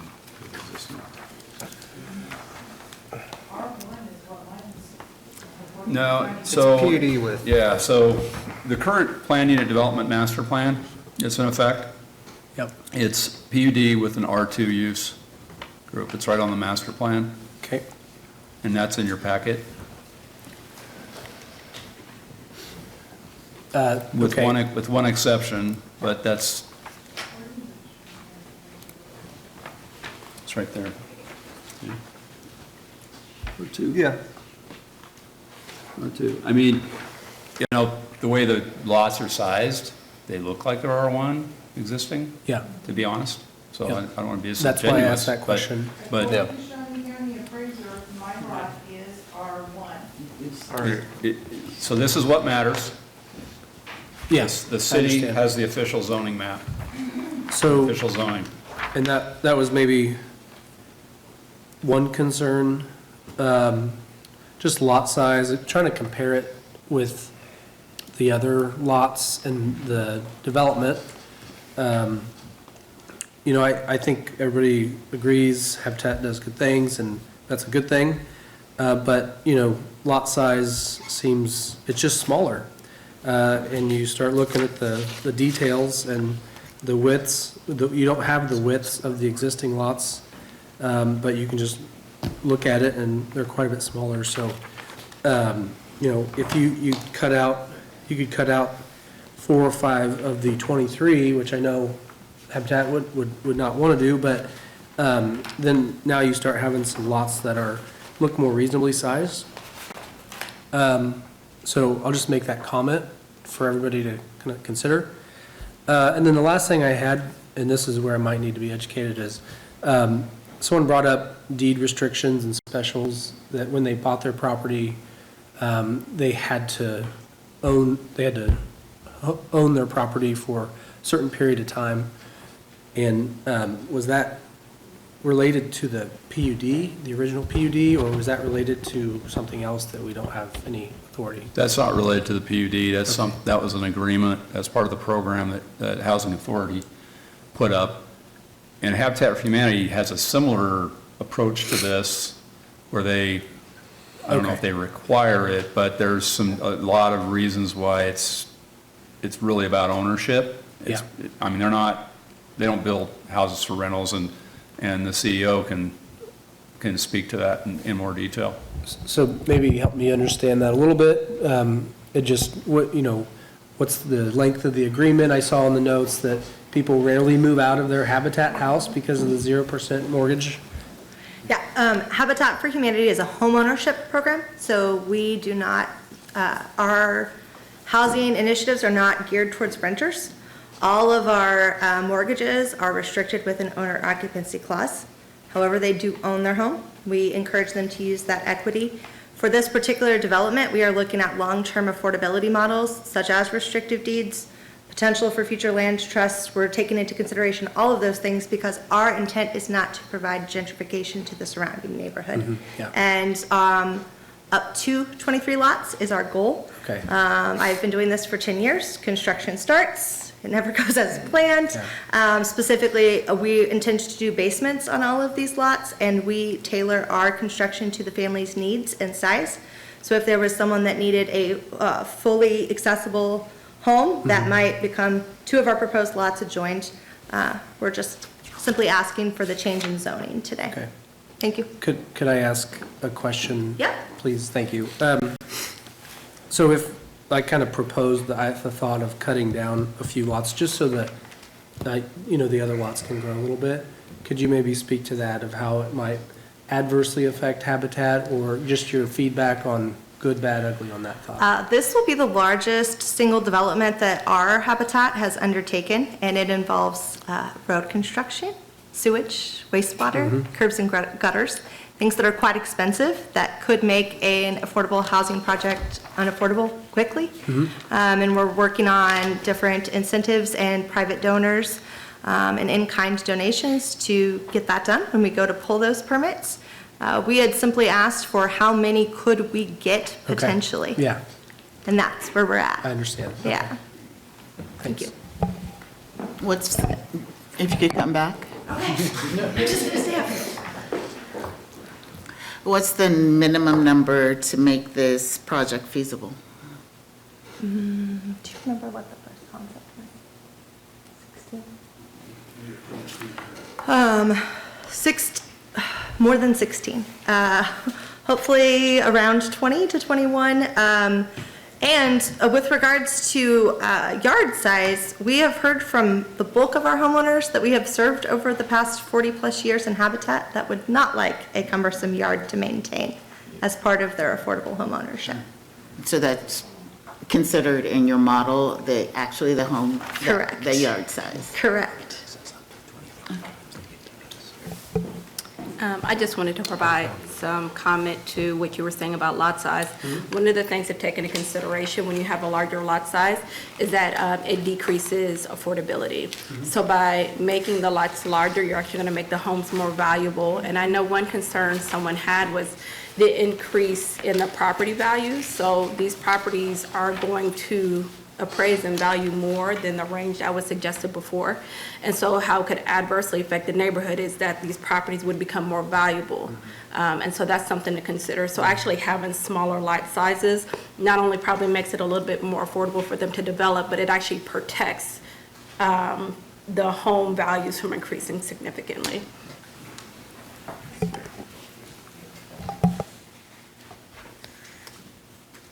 Any other comments or discussion by commissioners?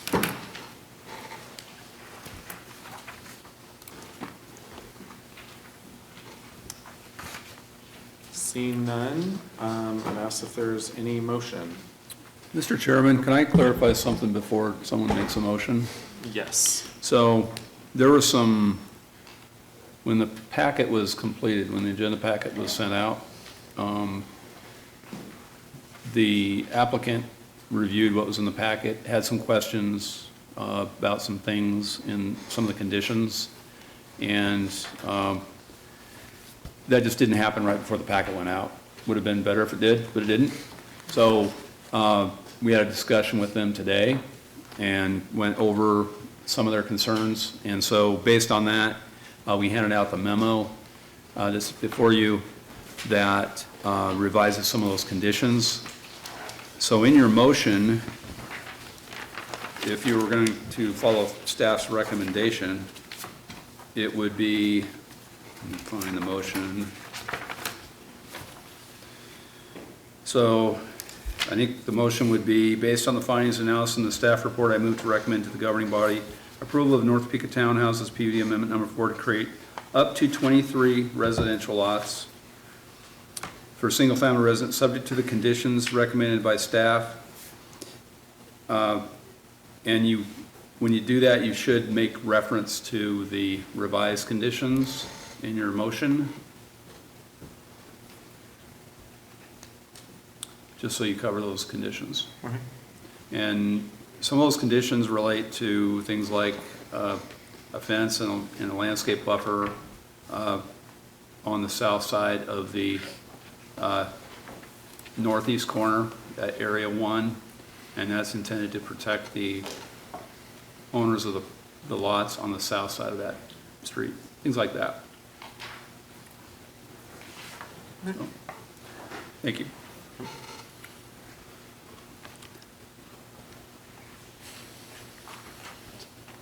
Any further discussion given that, or any motion?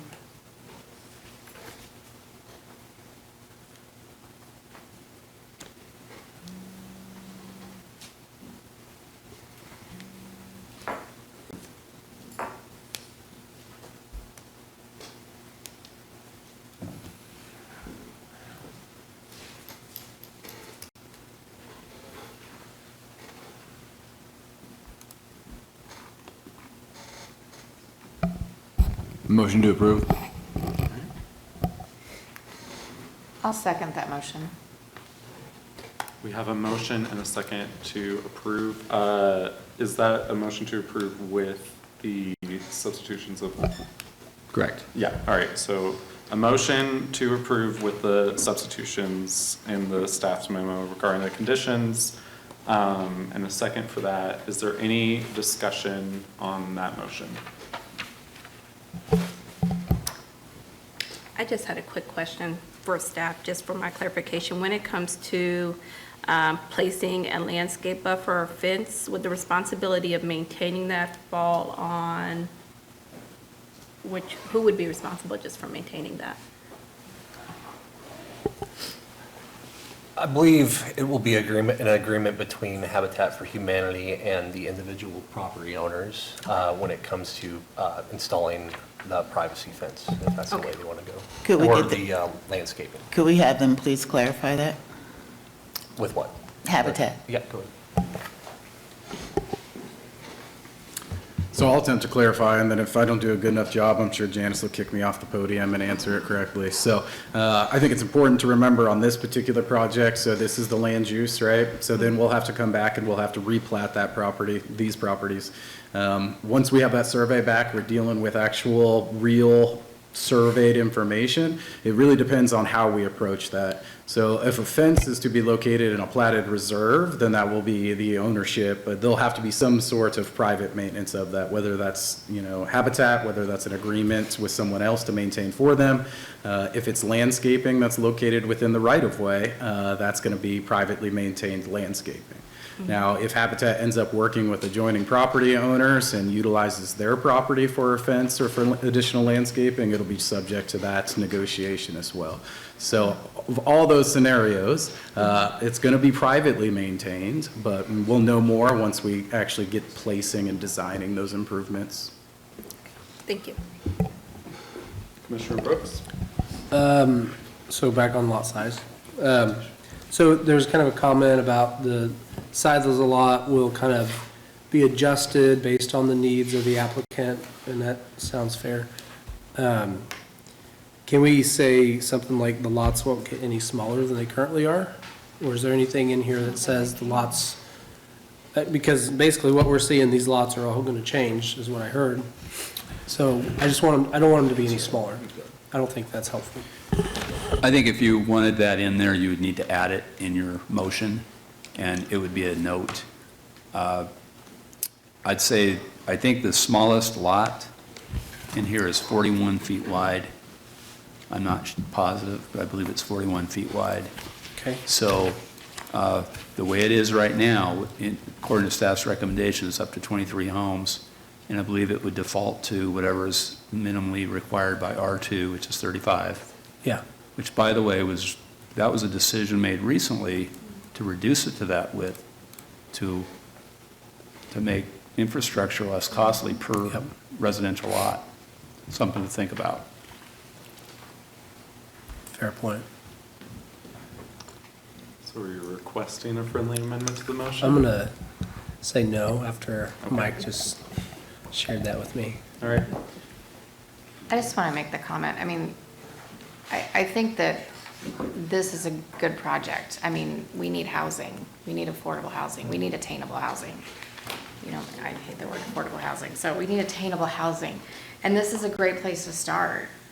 I mean, it's going to improve the area. It's going to put people in homes. I mean, I don't feel like it's a bad thing. So, just my 2 cents.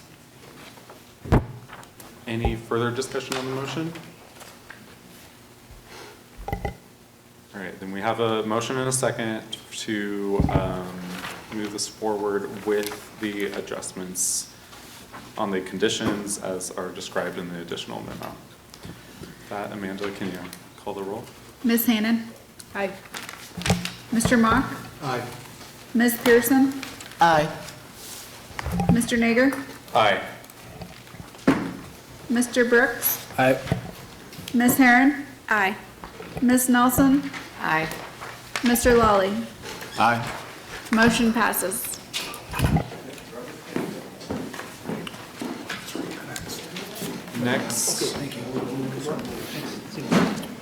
Next is action item D5, Sunflower Crossing by BHI Development. So I will turn it over to staff and give a moment for folks who are filtering out to do that.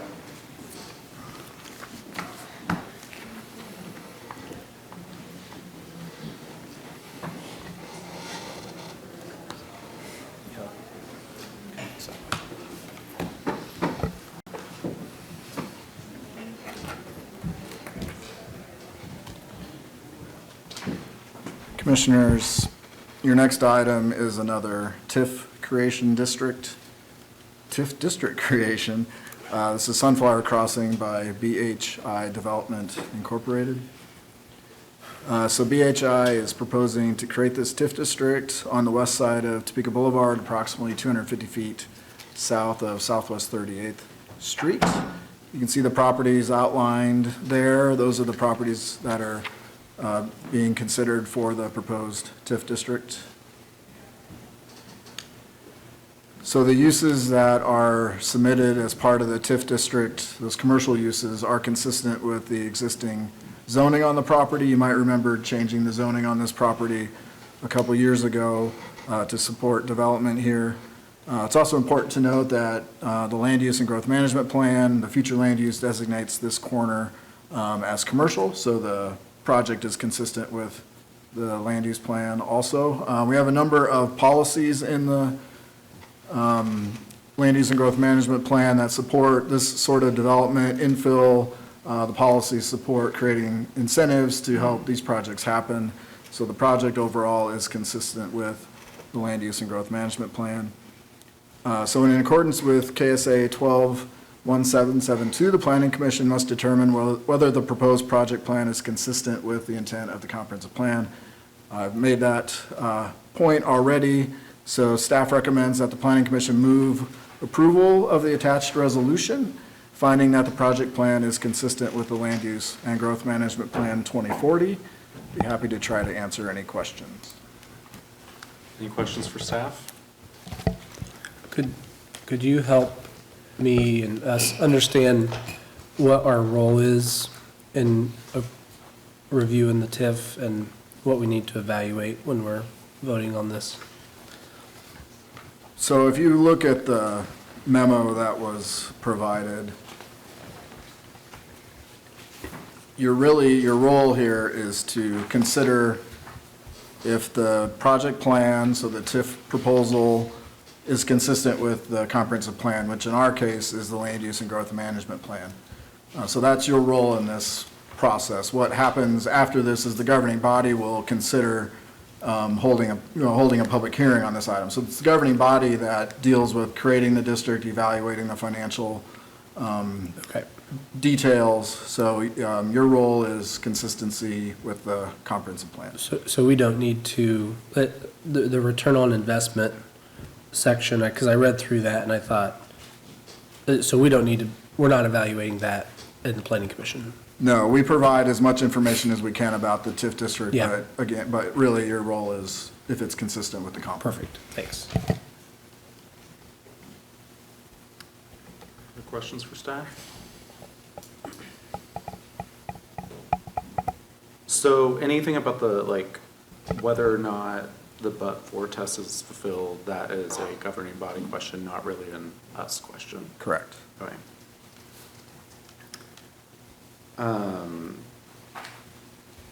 Is this developer in any debt to the city? I can't answer that question, Commissioner. All right.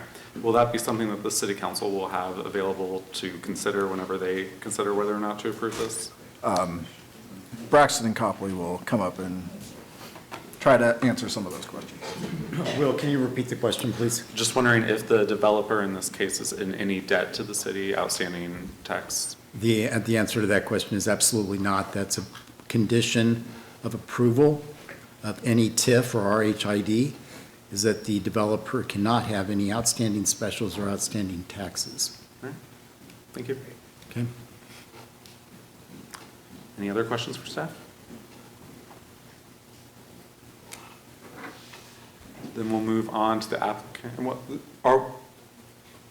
Do we follow the same procedure with the because you said that the governing body determines the public hearing. So you can ask, there's no applicant, so you can ask if, people want to speak to this item. And so that would be an opportunity for a public hearing now, and then also potentially the city council. Just public comments at this point, yeah. Okay. Yeah.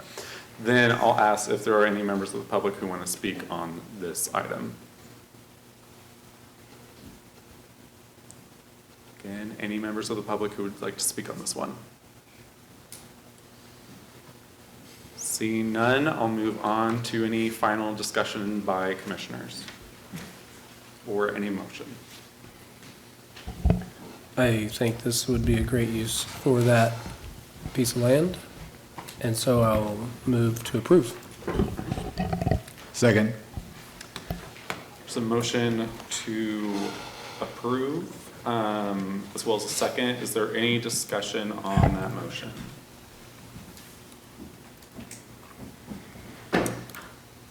Seeing none, we're good to vote. Mr. Lally? Aye. Ms. Nelson? Aye. Ms. Herron? Aye. Mr. Brooks? Aye. Mr. Nager? Aye. Ms. Pearson? Aye. Mr. Mock? Aye. Ms. Hannon? Aye. Motion passes. Then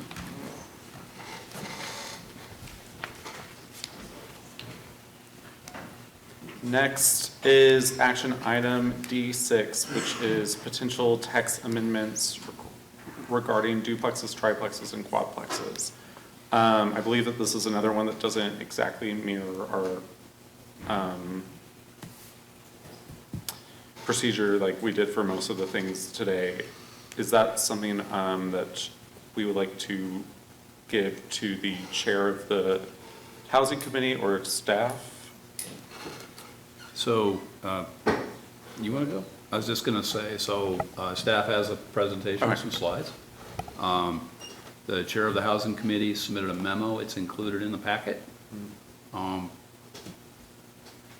That's your choice. Just want to remind everybody that there was a public hearing held on the 15th of September. And so that hearing was closed. And so the purpose of this meeting is for you to deliberate and decide if you want to make a recommendation or not. Well, I'll ask the chair of the housing committee to give a brief update or summation, and then we can go to the staff presentation and then go from there. Thank you, Mr. Chairman, members of the commission. I know what you're all thinking, that everything was going so nice and smoothly tonight until now.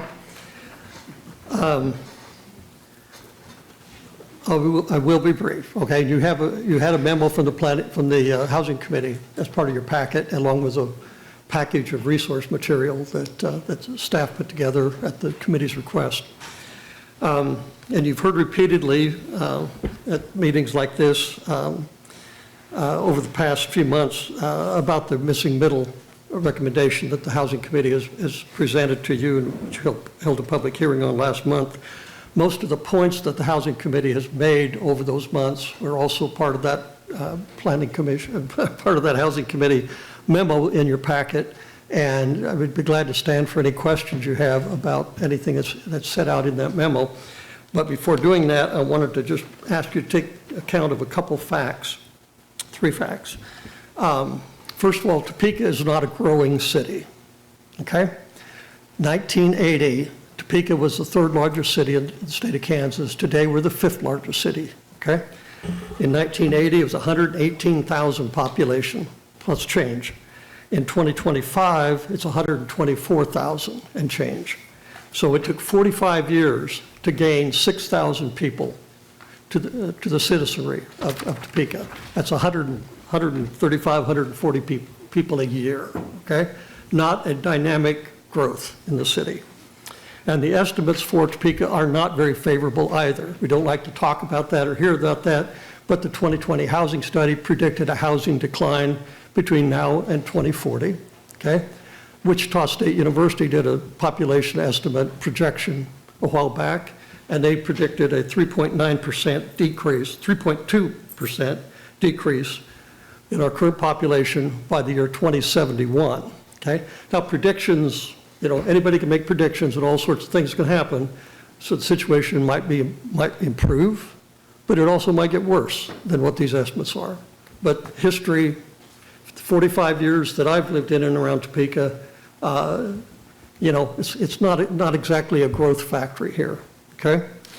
And I think we know that there are a number of reasons why so few people come to Topeka and why so many people leave Topeka. And we need to face it, that one reason is a lack of quality housing, it's a lack of housing options. A lack of housing stock stifles economic development. More and better housing and more housing options will help Topeka grow and prosper, okay? Second, private property rights. We've hit on this a number of times, and I'm a little bit surprised that it hasn't gotten more traction. What the Housing Committee has done, not just with respect to the duplex and missing middle proposal, but other things that we've brought in to you and which you endorsed and sent on to the governing body in adoption, lessening setbacks, reducing the minimum lot size, increasing structure heights, maximums, things of that nature. You know, they all have an effect upon private property rights, right? It's enhancing private property rights. It's deregulation in a small sense, maybe small d, deregulation, okay? Nothing maybe dramatic, but the proposal that's before you tonight for you to discuss is deregulation. It is taking away one of the restrictions that zoning laws have placed upon private property owners, okay? I mean, that's a fact. I mean, you can agree or disagree with whether or not that's good public policy, but it's a fact that it is deregulating, okay? And I'm a government guy, okay? I make my living working for local governments. I strongly believe in planning and land use regulation and zoning. But like other members of the Housing Committee, none of us have any time for restrictions on private property that do not serve a public purpose. A restriction upon the private property rights that do more harm than good for the public and for the property owner, okay? Finally, third point, just a reminder that the proposal that's before you is not putting Topeka on the cutting edge of zoning reform.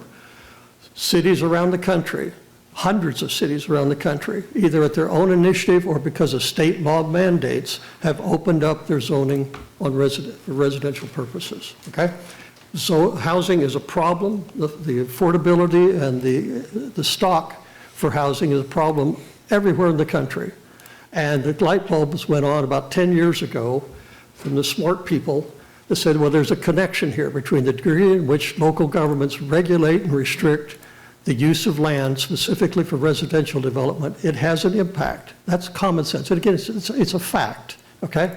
It has a fact. Whether you think it's good public policy or not, you can debate on, but it's a fact that those restrictions do have consequences on the supply of housing in a community. So those hundreds and hundreds of cities around the country have done it. Somehow or other, none of them have gone away. None of them have been destroyed. None of them have gone off the map. So, Mr. Chairman, thank you for the time. If there are any questions about anything that's in the memo that was part of your packet, I'd be glad to respond to them. Yeah, any questions about the memo, and then we'll go on to the staff presentation. Mr. Chairman, is Mr. Cal a member of the commission?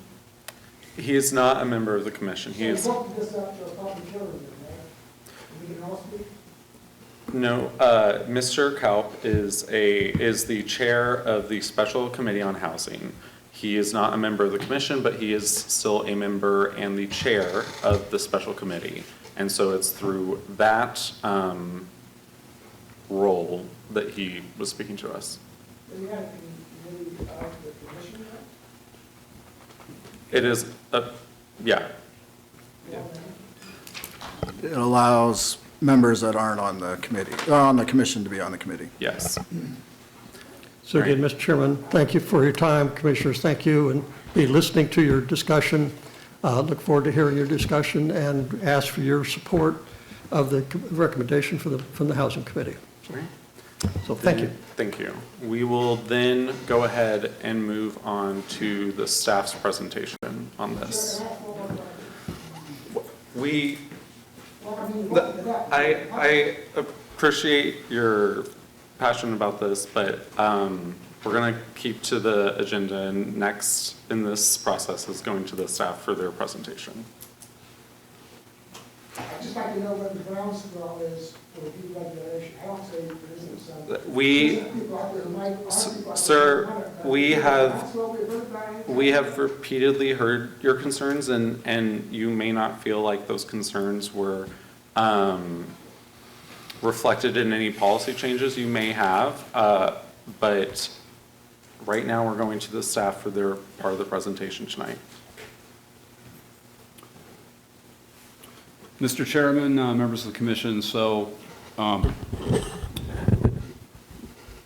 some of this is going to be a review, of course, but we'll try to get through this quickly if we can here. So under current zoning regulations, duplexes, triplexes, and quadplexes are prohibited in R1 and R2 districts. Those are the single-family districts. The recommendation from the committee is to allow duplexes, triplexes, and quadplexes by conditional use permit. As is in your memo, the memorandum that, from staff, the recommendation from staff is to allow duplexes and triplexes by conditional use permit, subject to new conditional use permit guidelines. The existing CUP guidelines address density, height, and floor area building coverage. So when someone applies for a conditional use permit, they have to go through an analysis just like any other conditional use permit, golden factors, but there are also these guidelines that provide some of their guardrails and some guidance to staff and the commission. What is recommended by staff that would apply to duplexes and triplexes in R1 and R2 districts are these additional conditional use permit guidelines. One is to address concentration, so the idea being that the intent is not to allow a concentration of duplexes. In some subdivisions that are recently platted, you have multiple contiguous lots, and this would possibly address that. It could address neighborhoods that aren't new, where there are a lot of lots as well, but it addresses that concentration issue. That is in there because it responds to an issue that someone brought up during the public process. So that's responding to something that was, a comment that was made at a meeting by a member of the public. This also says that development should comply with design guidelines of a neighborhood plan where applicable. So we have neighborhood plans that have been adopted for central Topeka neighborhoods and peripheral neighborhoods as well, and they have design guidelines. So that addresses that. The other potential issue is you have, in these special older neighborhoods, you have narrow driveways, relatively speaking. You don't have a lot of parking in the front. Wide driveways, that third sentence there, that addresses that. These are guidelines, they're not standards, they're guidelines, just so you know. That allows us, as we evaluate these, to respond to the context of the neighborhood where these are going to be located, potentially. So just to cover the process, I feel like I need to say this because we've heard many comments about the process has been inadequate and there hasn't been enough opportunity for public input. Housing Committee met several times. Citizens Advisory Council hosted staff, and we made a presentation to the Citizens Advisory Council, which is made up of all the NIAs, and we presented this to 4 neighborhoods. There was a citizen survey in February 2025. We received, I believe, 405 responses. I'd say most of those responses were from central Topeka neighborhoods. Planning Commission meetings. This was on as a discussion item at the March, June, and August meetings. And I know at the August meeting, you actually accepted public comment at the August meeting. I think you allowed public comment on this item at the June meeting as well. And then, of course, there was the public hearing on September 15th. And we received many written comments, and those are in your packet. One thing I will say is that some of what has happened is the Housing Committee responded to the concerns that were raised. The original proposal was to allow duplexes and triplexes by right, and that was changed so a conditional use permit would be required. Why is a policy change? Why a policy change? Mr. Kaup addressed that, and we've covered that. A lot of this has to do with the concern about housing. But I will say that we have, over years, there have been vacant lots in some neighborhoods, and we get inquiries, and someone says, I want to do a duplex on that lot. Can I do that? And our response is, you're going to have to rezone it. And it just isn't appropriate for rezoning. And so, you know, this would allow some opportunities for development that have been more difficult in the past. We covered in previous meetings the conditional use permit process and other conditional uses in our districts. I'll just say that the conditional use process is very similar to a rezone process. It's almost identical. I think the key there is, with a conditional use permit, is it's almost always tied to a development plan of some kind, a site plan or a floor plan or a statement of operations. And other point to make is that there are over 20 uses that are conditional uses in our districts, including some that I'm sure a lot of residents wouldn't be excited to have next to them. But this is not unusual to allow a use that's not currently allowed by conditional use permit in an R district. Issues and response. So there were several issues that have been raised. I won't cover all those. One of the issues is this isn't going to really make that big of an impact. Admittedly, we don't expect that you're going to get a flood of applications for duplexes, but over time, the duplexes and development that this would allow or encourage would make a difference. I won't cover all this, but probably the big one is maybe it should just not be permitted in some districts, like conservation districts and historic districts. Or maybe you should start in other neighborhoods and not other neighborhoods. That is problematic for a number of reasons. But I'd say the biggest reason is it's really inequitable. There's no real reason to do that, except just some neighborhoods are more vocal than others. There's not really a sound reason to do that. I suppose there's a system you could create to do that, but it would be fairly complicated. It would probably require overlay zoning to make that work. That's much more complicated than what we're dealing with this recommendation. Okay. One of the things about historic districts is, one of the comments was prohibit them in historic districts. Well, some of the neighborhoods that are opposed to have expressed opposition to this, a very small part of their neighborhood is actually an historic district, say like 1/5 of their neighborhood. So it wouldn't really address that concern. Okay, I'm going to get to the options here. So in the memorandum in your packet, we included all the options that have really been talked about, including the options of by right, allow them by right. So this slide just takes out the by right options just to make it a little easier to digest here. So all these options that are on this table, in all cases a conditional use permit is required, or in some cases, like on the column on the right, it would only apply to duplexes and would not allow triplexes and quads at all, unless there was rezoning. So the recommendation from the Housing Committee is represented by that cell marked B1 that's highlighted there. If you look at staff's recommendation, our recommendation would be B7, but to exclude quad-plexes. And there's some slides to follow here that can kind of go into that a little bit more. But again, the commission could decide they could disagree with what staff just said about prohibiting them in historic districts. There's probably a little bit more validity to not allowing conversions. That could be an option for the planning commission. That would be a more cautious option, is to maybe take conversions off the table. But again, staff's recommendation is B7. So something that is, I think, important to note is that there are zoning standards that apply to all residential development. Minimum building setbacks, building height, maximum building coverage, also known as the coverage ratio, and off-street parking. Also, I want to point out that building and trade codes apply to conversions and new construction. So if someone's converting a house to a duplex or to a triplex, they would have to comply with building codes and all the trade codes like electrical, plumbing, etc.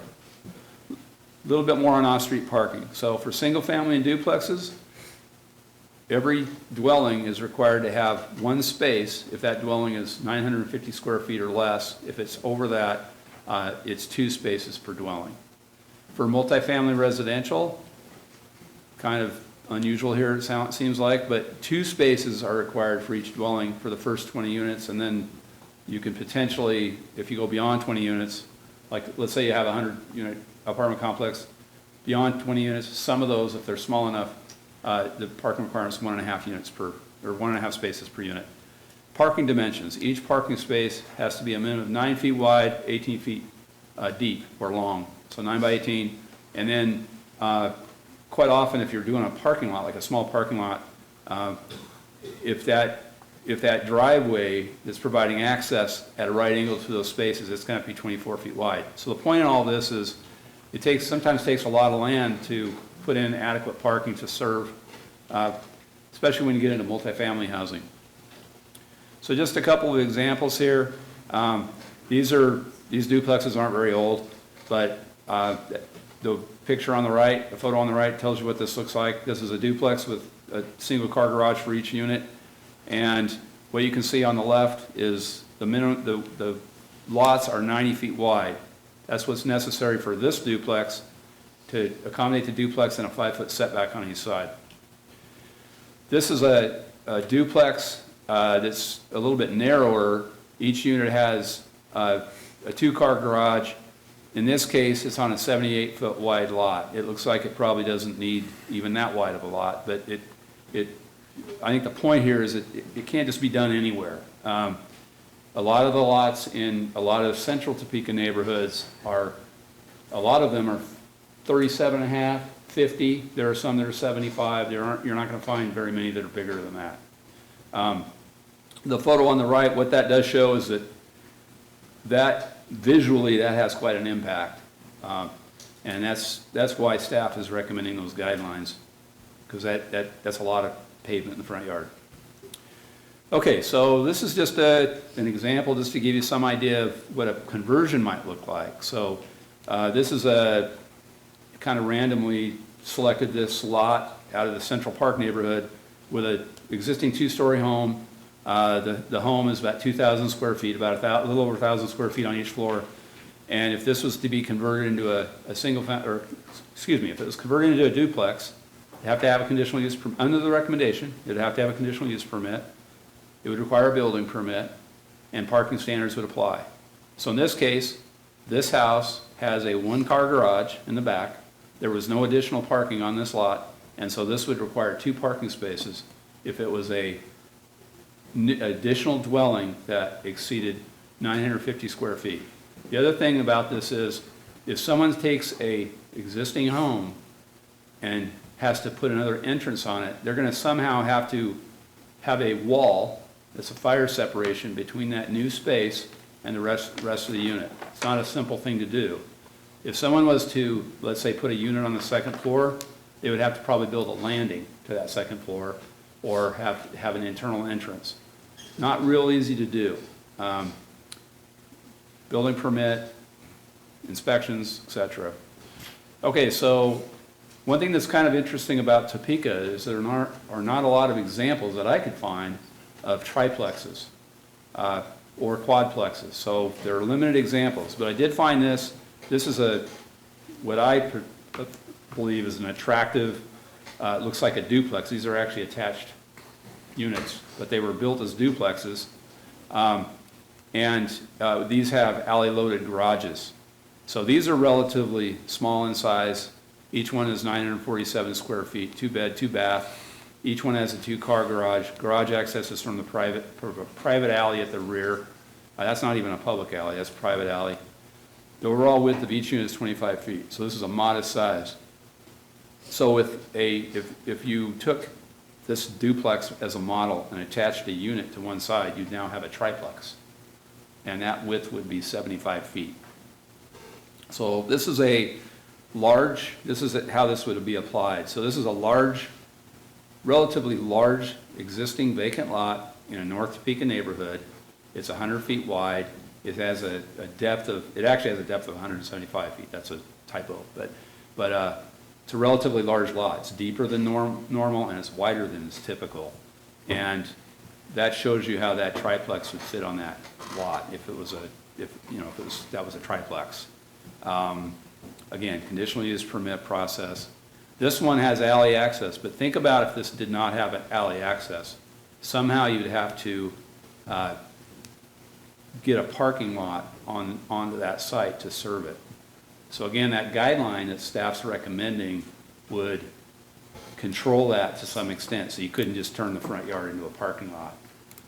Might not seem like a big deal, but visually, it really affects the character and the continuity of the street when you put a parking lot in front of a building like that. Okay, so this is an example of a quadplex that I found. Again, there aren't a lot of examples of a quadplex on its own lot. There are examples of apartment complexes that have 8 plexes, 6 plexes, quadplexes in them, but this is an example of where there's a quadplex on a lot. So this is a very efficient design. It's 2 levels, and there are 2 units on each floor. Those units are served by a central stairwell, as you can see, and it has a parking lot in the front to provide the parking that's required for these units. Again, right now in our current standards, each unit requires 2 parking stalls. So this really demonstrates how, if you try to make a quadplex fit on a lot like this, now this is not a very big lot, admittedly, but it's difficult to make the parking work, especially if you don't have an alley to provide access to that. So this one has a lot of surface parking in the front, and you can see what that looks like and just kind of what it looks like from the street. That photo on the right is a photo from the street. Okay, so Commissioner Brooks asked us to at least address or provide a little more information about attached single family. So there are quite a few examples in Topeka.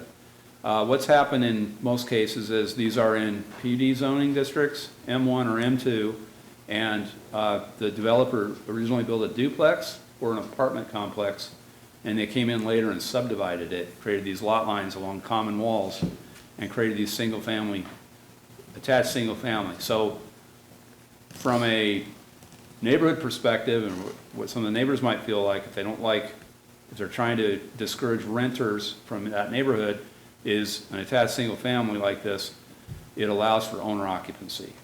So that's probably a positive for a lot of people.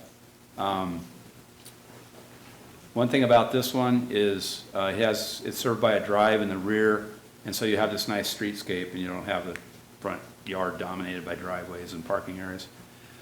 This is on Randolph, kind of down by Jardine School, and these are townhomes. I think each owner has ownership of the land and fee in addition to the building, and as you can see, that's what they look like. These are all loaded from the front, but those are attached. And again, you can do it in a variety of different zoning districts, but like in this case, you can see how many units are attached. So you would need to have M2 zoning to do that, because you have, what is that? 7 units that are attached in the same building. So that is the end of these.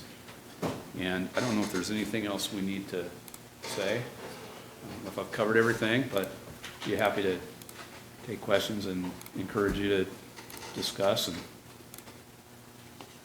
Any discussion, any questions from commissioners? Commissioner Brooks? So you brought up B1 versus B7, so staff had a recommendation to exclude quads. Is that what you said? That is correct. That's staff's recommendation. And then you kind of made a comment that maybe you'll speak on that later, and maybe I missed that specifically, but maybe you could rehash your thoughts on why to not include quads? Yeah, I think, well, I don't think. Really the reason is you're not going to find a lot of lots that are infill lots that are going to be large enough to accommodate a quad and all the parking that's required. It's probably going to be difficult with triplexes as well.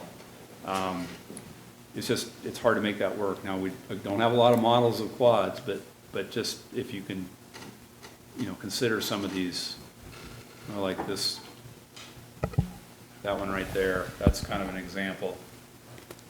Yeah. I would just offer the bulk of them and the parking that's associated with them doesn't fit very well in single family. I think is what we would Yep, it's fair argue. point. When you put pencil to paper, it doesn't really work, and I get that. I guess whenever it comes to that, go I'm ahead. sorry, I missed something there. Also, when you get to a quad, in almost every case, unless it's like a townhouse design, it's going to be subject to IBC rather than IRC. So IBC is International Building Code, commercial building codes, it's more rigorous. Usually it requires, we require plans by a licensed architect, and, yeah. As far as the excluding quads goes, whenever it comes to like, there aren't going to necessarily be very many lots that go for quads, or that it would be a different code that they were governed by. That to me sounds like a concern and potential cost to be considered by the builder or the landowner. And I feel like our purpose is more to protect from potential costs taken on by the broader community. So I'm just not fully convinced that that would require us to take out the quads. I do think that maybe having something about having parking for quads or tris, having that behind so that you don't get these odd parking lots, I think that would make sense. I think that those are kind of unsightly. But that to me makes sense how that would have an impact on the rest of the neighborhood or community. That I don't think that the people across the street are going to be concerned which exact code governs it.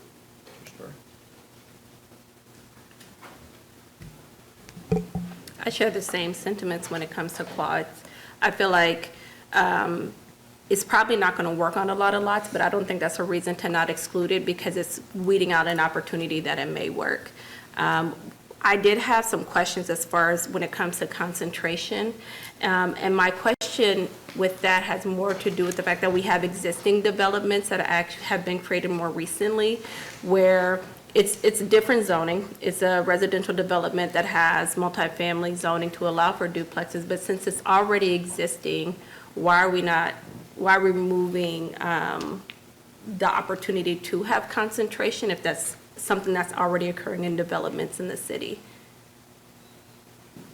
So I guess I'll try my best to respond to that. So if there's let's say you have a block of a bunch of empty lots, and I think the concern is someone might come in there and say, well, I'm going to do them all by conditional use permit. I mean, if that's the case, maybe they should just rezone that half block.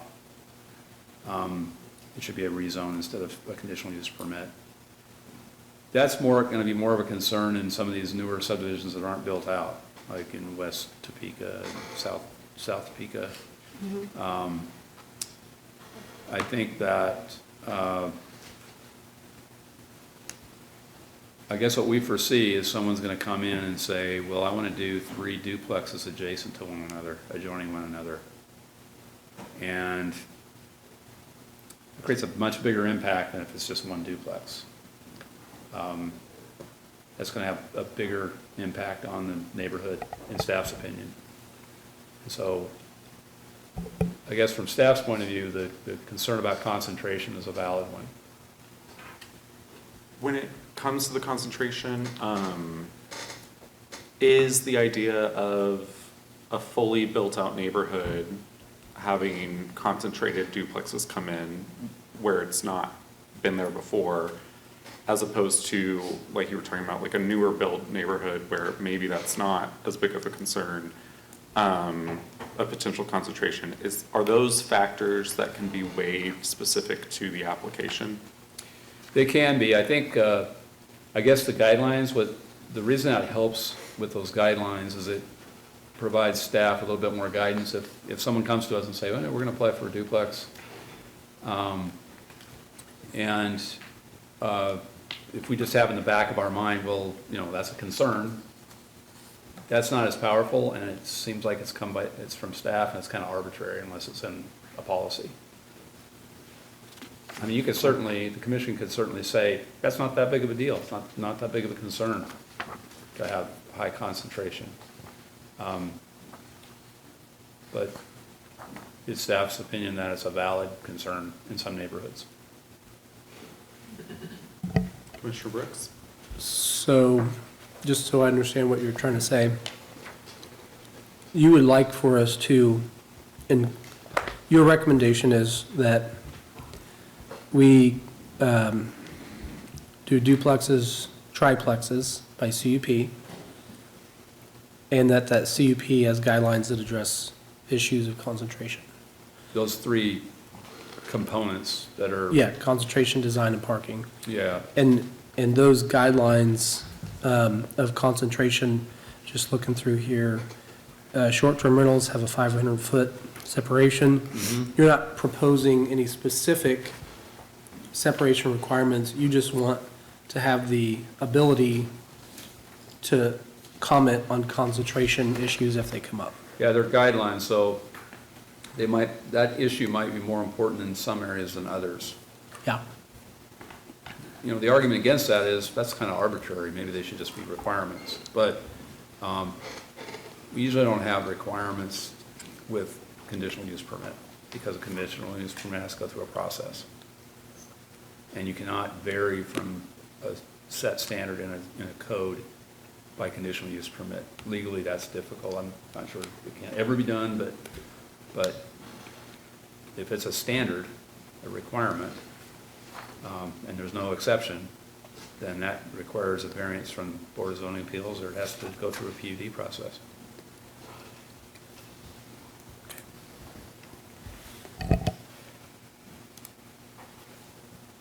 Discussion, questions? Yeah, I have a comment or two.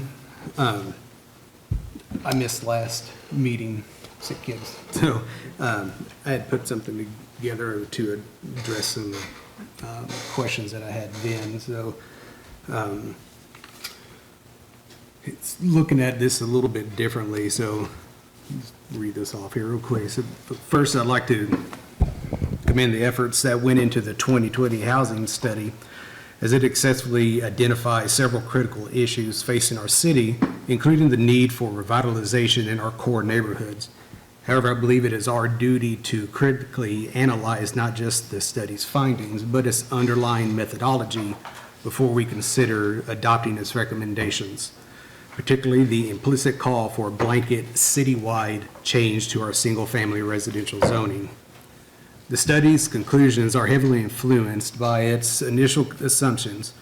The choice to compare Topeka to aspirational higher growth cities like Lawrence, or those in more diverse housing markets like Cedar Rapids, inevitably frames Topeka as lagging. A more sobering and I believe more accurate comparison would have these cities would be a comparison with cities grappling with similar post-industrial challenges. Cities like Rockford, Illinois, Flint, Michigan, and Youngstown, Ohio. Their strategy isn't densification. Their strategy is more managing decline and strategic right-sizing. Unlike the current proposal that would allow new construction to spread throughout the entire city, their focus is on targeted strategy of aggressive land bank programs and demolition of to stabilize the blight. This comparison reframes our problems and clarifies what our priority should be first. First, to strategically manage the existing blight in our opportunity and transitional neighborhoods, because that blight actively undermines any new investment in those very areas. Which brings me to a critical point about the proposed changes, especially with the division of existing single-family homes into multiple rentals. The issue often is not with responsible residents who rent, but it's with the out-of-state corporate landlords who neglect property maintenance. The proposed changes would disproportionately expose our most stable and high-value neighborhoods to this very predatory investment. Forcing developments like that into established higher-income areas is a solution in search of a problem, and it ignores the clear feedback that we have received. Therefore, I would propose we direct staff to develop a formal hybrid model for housing growth with two distinct prongs. First, intensive revitalization in targeted zones. This means we would amend zoning codes to allow for a full range of missing middle housing types only within the designated opportunity and transitional neighborhoods. In fact, we don't have to look very far for a blueprint of this strategy that is successful. The work being done by Cent in the Highcrest neighborhood is a perfect example. It's a community-driven initiative that strengthens rather than disrupts a community. Our role should be to empower and replicate this model. To do this, our land bank must be empowered to acquire tax delinquent and abandoned properties. The city would then completely clear these lots of obstructions and convey them to little or no cost to vetted developers and nonprofits who commit to build quality, owner-occupied, and responsible housing that aligns with the pre-approved neighborhood plans. As seen in Pittsburgh, Kansas, their land bank successfully returns properties to productive use by pricing them at a fraction of the appraised value to incentivize rehabilitation. This kind of targeted action that would produce real results. Second, gentle citywide reforms. This means we amend the code to allow for accessory dwelling units citywide, but subject to strict design and occupancy standards to ensure that they are additions and not divisions. This approach is complemented by a third strategy, which I think builds on a point that Mr. Culp made once before when he referred to the trickle-down housing effect. His comment strengthened my conviction that the most effective way to achieve this is by easing the development restrictions in our 3-mile jurisdiction. This provides an outlet for our up-move buyers to build desirable new homes, and for many of our residents who have worked their entire lives to finally build their retirement home on a land that they've always wanted. This strategy is far more effective and less disruptive way to increase the supply of available single-family homes than artificially densifying our core. Finally, I know this targeted approach may still be criticized as for not in my backyard mentality. But the simple reality is that the different neighborhoods have different needs, different market conditions, and different levels of stability. A one-size-fit-all policy is a profound disservice to them all. This strategic framework is based upon a pragmatic assessment of our city. I believe it offers a true win-win path forward, one that protects our established neighborhoods while encouraging targeted growth. Thank you.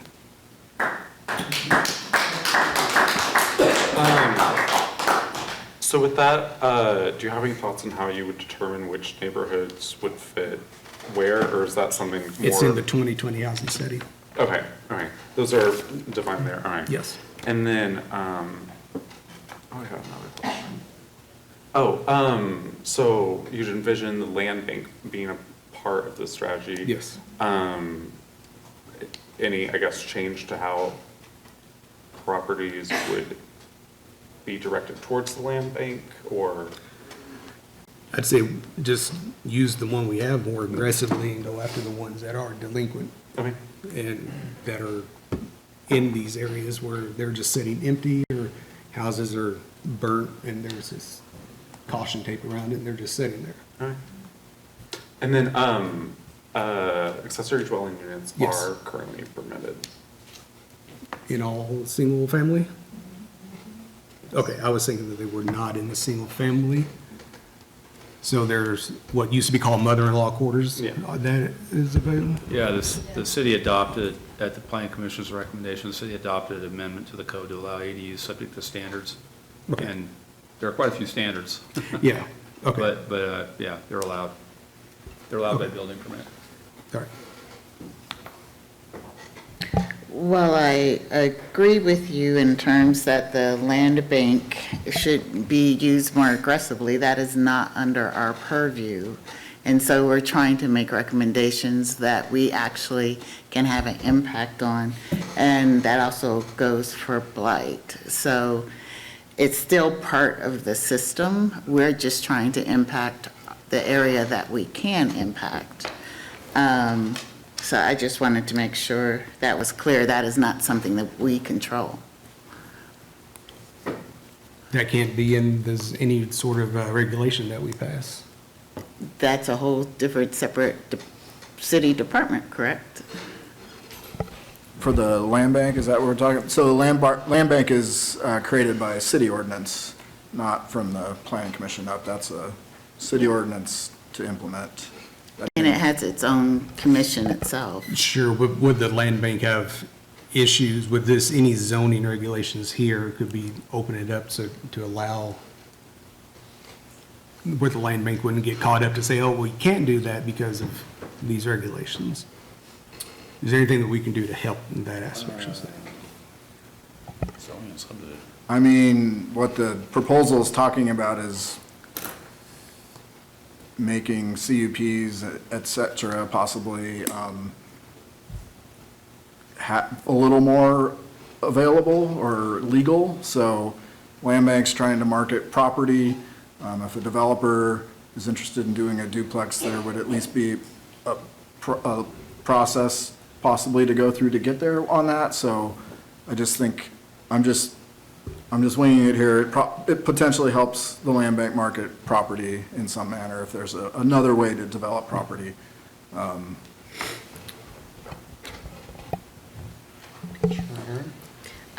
I do agree that we need to do something with the blight, and I do agree with the idea of, utilizing demolition and creating more opportunities for the land bank. I think all of those are great. I agree with what you said as far as increasing opportunities in the 3-mile radius. I think if we could figure that out, that would be phenomenal for creating more housing opportunities in our city.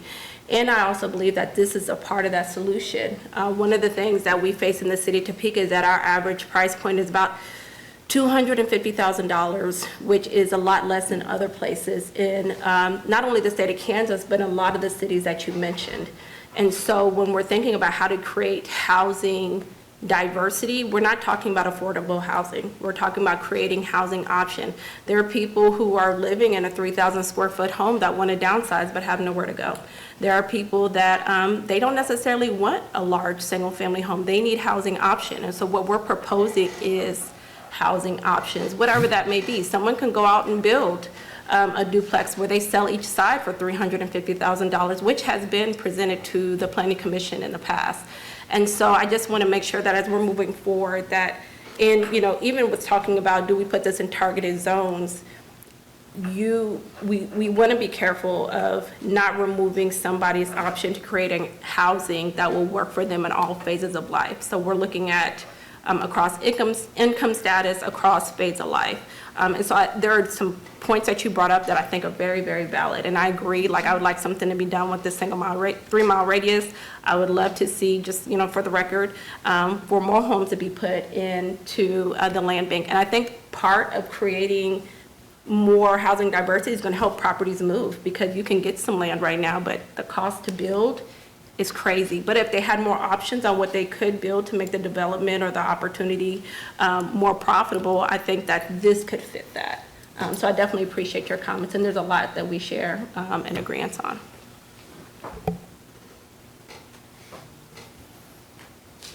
Sorry, I have one extra comment, sorry. One thing, I had mentioned this during the Housing Committee meeting, but, you know, the conversations we're having here at the commission, they aren't new. They've been passed through hundreds of other cities, but there's also a larger conversation happening right now with the Road to Housing Act of 2025. It just got passed through the Senate on October 10th. There's about 3 more steps before it could get to the president's desk, and well, we're in a freeze right now, so we'll see what, you know, how things progress. But part of that, it was a bipartisan bill that both sides of the aisle agreed on, that zoning reform was an important part of creating more housing option. And in that, they suggested that there be 2 to 4 duplexes by just right of way. Which is where I sit on largely. And so I think just understanding that what we're proposing here, and I'm talking about the recommendation from the Housing Committee, what we're proposing here, I think is a happy medium that we do hear the concerns of the citizens. I brought a stack of everything that's been considered throughout, the time that we've been talking about this. You have the 2020 housing study, we have comments from the city, we have articles that we've read, that this conversation, even coming to the decision of a CUP, didn't come just without a lot of thought and consideration. And so I do like the idea of a CUP, because I think that it does give the protection of the citizens to know that someone can't just build whatever they want to build next to you, that there's going to be some oversight. And we do have to do something to keep the city of Topeka thriving and moving forward, and to allow for some housing shift. Okay, I'm done. I won't say anything else. Regarding that federal bill that you discussed, I think it was interesting for me to look at that and see that the 2 co-sponsors of that were Senator Tim Scott of South Carolina and Senator Elizabeth Warren of Massachusetts. And I think it was passed unanimously by that committee. And if you look at the folks who voted on that, I am astonished that they could agree on literally anything. Commissioner Brooks? All right. Thank you for that. It was really good, really well thought out. I like just the common sense approach to that. So I kind of tried to take notes as you were talking. So I think we need to put it on our list for the Housing Committee to do the 3-mile thing. I think that's great. Great idea. Makes total sense. ADUs, done. That's great. So then the revitalizing targeted zones. I'm trying to think through how that would work, or how us as the Planning Commission would facilitate that. And I'm not necessarily bought into that yet. I don't necessarily understand it. But you know, the current proposal is to try to expand duplexes throughout the city, and then kind of let the market dictate where that happens. And like the last meeting, which you weren't here, but I had made some comments similar to what you said, and that kind of rehashed that. You know, my thoughts are just the economics of it. The market will kind of dictate how that works out. And the areas which are blighted, I think, are prime to receive the most benefit from going to the duplex side of things. And so, you know, you have Central Park, for instance. You know, you can still see where the tornado went through, and you see all these empty lots. And it always amazes me that those lots have never been developed since then. And so all of a sudden, if you have an option for duplex, maybe they get developed. And maybe some of the blight in some of these neighborhoods, the economics make sense, so that you can get the house, tear it down, and build a duplex there. And so you start actually seeing neighborhoods transform. And so that's kind of my hope, which maybe it's a far off hope. But on the flip side, I think I just don't see that applying to the nicer neighborhoods. I think economics may not make as much sense, and maybe that's not what we're supposed to consider. But I think the application of it is that's kind of how I see the application of it. But what I've seen, about what I've seen in the development side of things, for as long as I've been in it, the builder's gonna go where the most money is. Commissioner Pearson? I did want to make a comment in relationship to blighted areas and redevelopment. In my understanding the system correctly, the reason why NIAs or Neighborhood Improvement Associations are developed is that these are concentrated areas. As the city, they receive normally some sort of funding or can apply for funding to address the critical needs of their neighborhoods. So isn't there already some sort of system in place to do that? And part of the way we monitor this historic, basically, this system, the reason why these neighborhoods are the way they are is because of historic discrimination in terms of redlining. And that this is a way to kind of correct some of those wrongs. And that's why the city created health maps, so we could monitor those areas. And some of those areas have seen some improvement, but not enough improvement to totally make a difference. And this would open the door for some of that. I believe it would, yes. So to the first point about NIAs having access to funding, kind of yes and no. They don't unless they apply for what's called the DREAMS program and try to compete for that funding. So that's the main source of funding for NIAs. And then I guess to the last point about, yeah, it would, again, it's about helping any part of the city that might need help revitalizing, that this could help with that. Can I add to that? Sure. Just real quick. So the neighborhood health map, it identifies those areas meeting those indicators. And that's the basis for a neighborhood revitalization program, where someone that invests in a residential property can get tax rebates for 10 years. So that's an incentive that's already in place. So there are systems and structures in place, I guess is what I'm saying. They are not, again, I go back to the point, we are trying to improve what we can under our purview versus, while all of your ideas and suggestions are great, I think there are things that we cannot control. And this is the one thing that we can help move the needle forward. And hopefully other parts of government of the city will hopefully notice. Right, and I do believe your health map for those areas that you're referring to, probably those areas that the 2020 housing study was pointed out to be those two areas, that the opportunity and the transitional neighborhoods that I was referring to. Mm-hmm.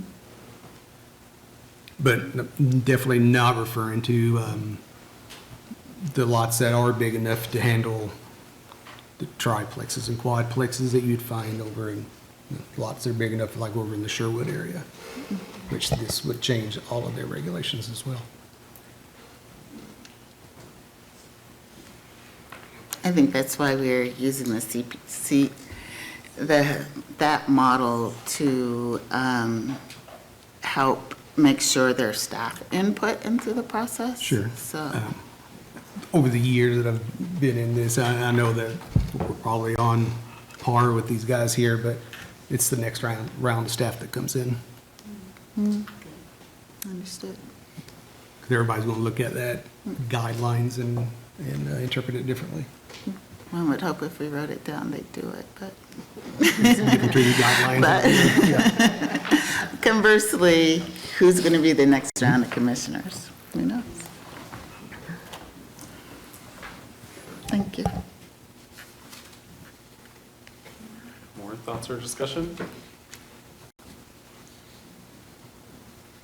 This is listed as an action item, which means we could potentially take action, although I don't believe that there's any obligation for us to take action at this point. So I'll also consider that if there are thoughts on that. What? to add on, sorry, I did think of something else regarding the overlay zoning. I think it was August, we did vote on overlay zoning here and approve it, so it wasn't that long ago, we actually did do For a one. super specific purpose. The Monroe District for Brown. Right, versus Ward. yeah, but also dealing with zoning and what I do, they're out there here in Yeah. Topeka, so it's not gonna be unheard of. Speaking as also a local landmarks commissioner, we do review projects, and I'm a big one on integrity of neighborhoods and trying to maintain them. Again, I can't control the other commissioners, and I don't know who the commissioners are coming behind me, but I think most of us on that particular commission are well-trained and are advocates of the neighborhoods in how they are maintained, to the point that we have control. As to Michael, as to what Mr. Hall said, those are only small sections of the neighborhood. They're talking entire neighborhoods. We're talking only protections for city blocks. So that's also, again, something out of our control.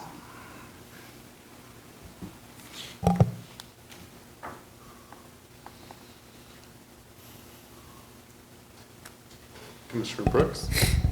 So if we went down the road of the staff's recommendation and talked about concentration guidelines, are those guidelines written down somewhere?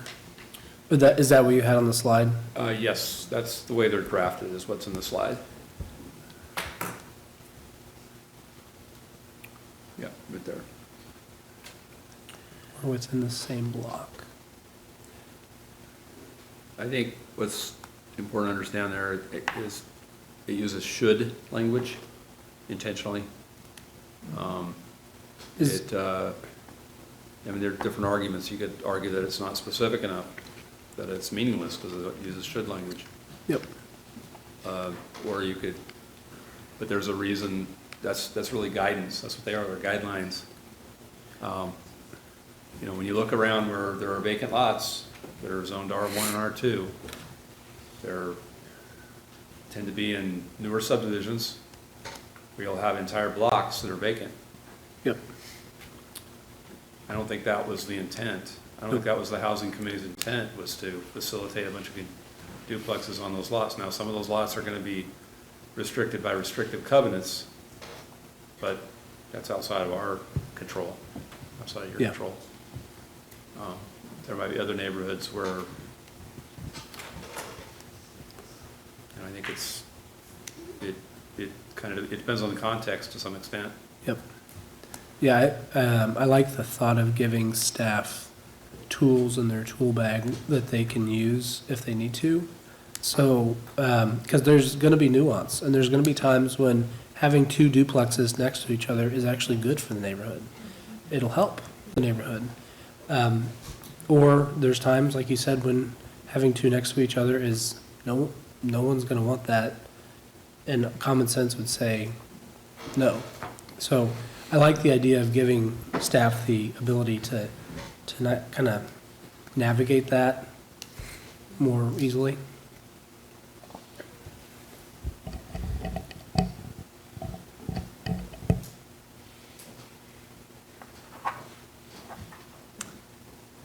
If there is nothing else on this one, then we will move on to item E, which is a report from the Standing Committee on Housing. Didn't you kind of do that already? Yeah, I figured that would probably be the case, but it still is on the agenda as a separate item. So, point of clarification on the last item. Yes. Tabling that, are we tabling it for another month, or?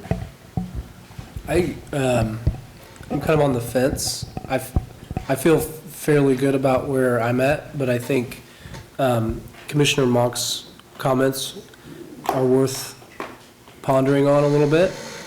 I think we got a lot of content to review, and I really think if I could put a little plug in, if any of the commissioners did not get a chance to read the Housing Committee memo that was written with a lot of thought and a lot of intentionality.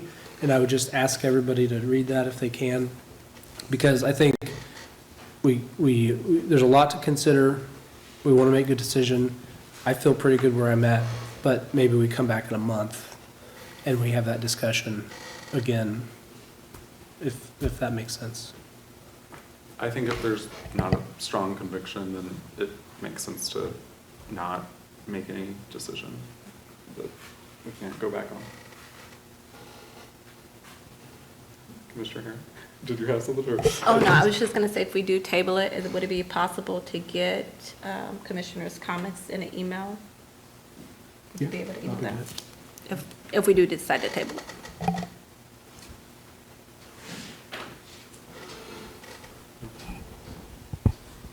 Should we formally take a Let's do motion to that, table it? yes. Okay, I'll move to table for the next meeting. all right. I'll second. All right, there's a motion and a second to table it. Any discussion on that? All right. Mr. Lally? Aye. Ms. Nelson? Aye. Ms. Herron? Aye. Mr. Brooks? Aye. Mr. Nager? Aye. Ms. Pearson? Nay. Mr. Mock? Aye. Ms. Hannon? Aye. Motion passes. All right.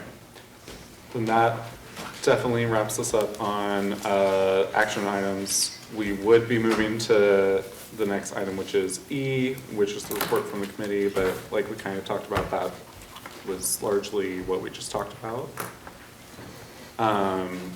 And so I believe we'll move on to F, with this communications to the commission.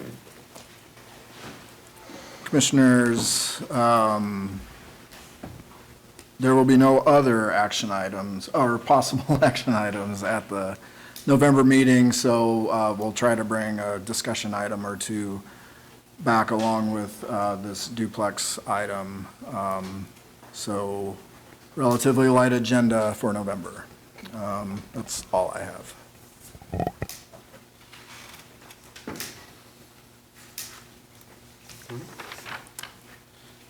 Then next is public comment for anyone who signed up for public comment generally. Looks like we didn't have anyone sign up for that. So with that, we are wrapped up and we can adjourn.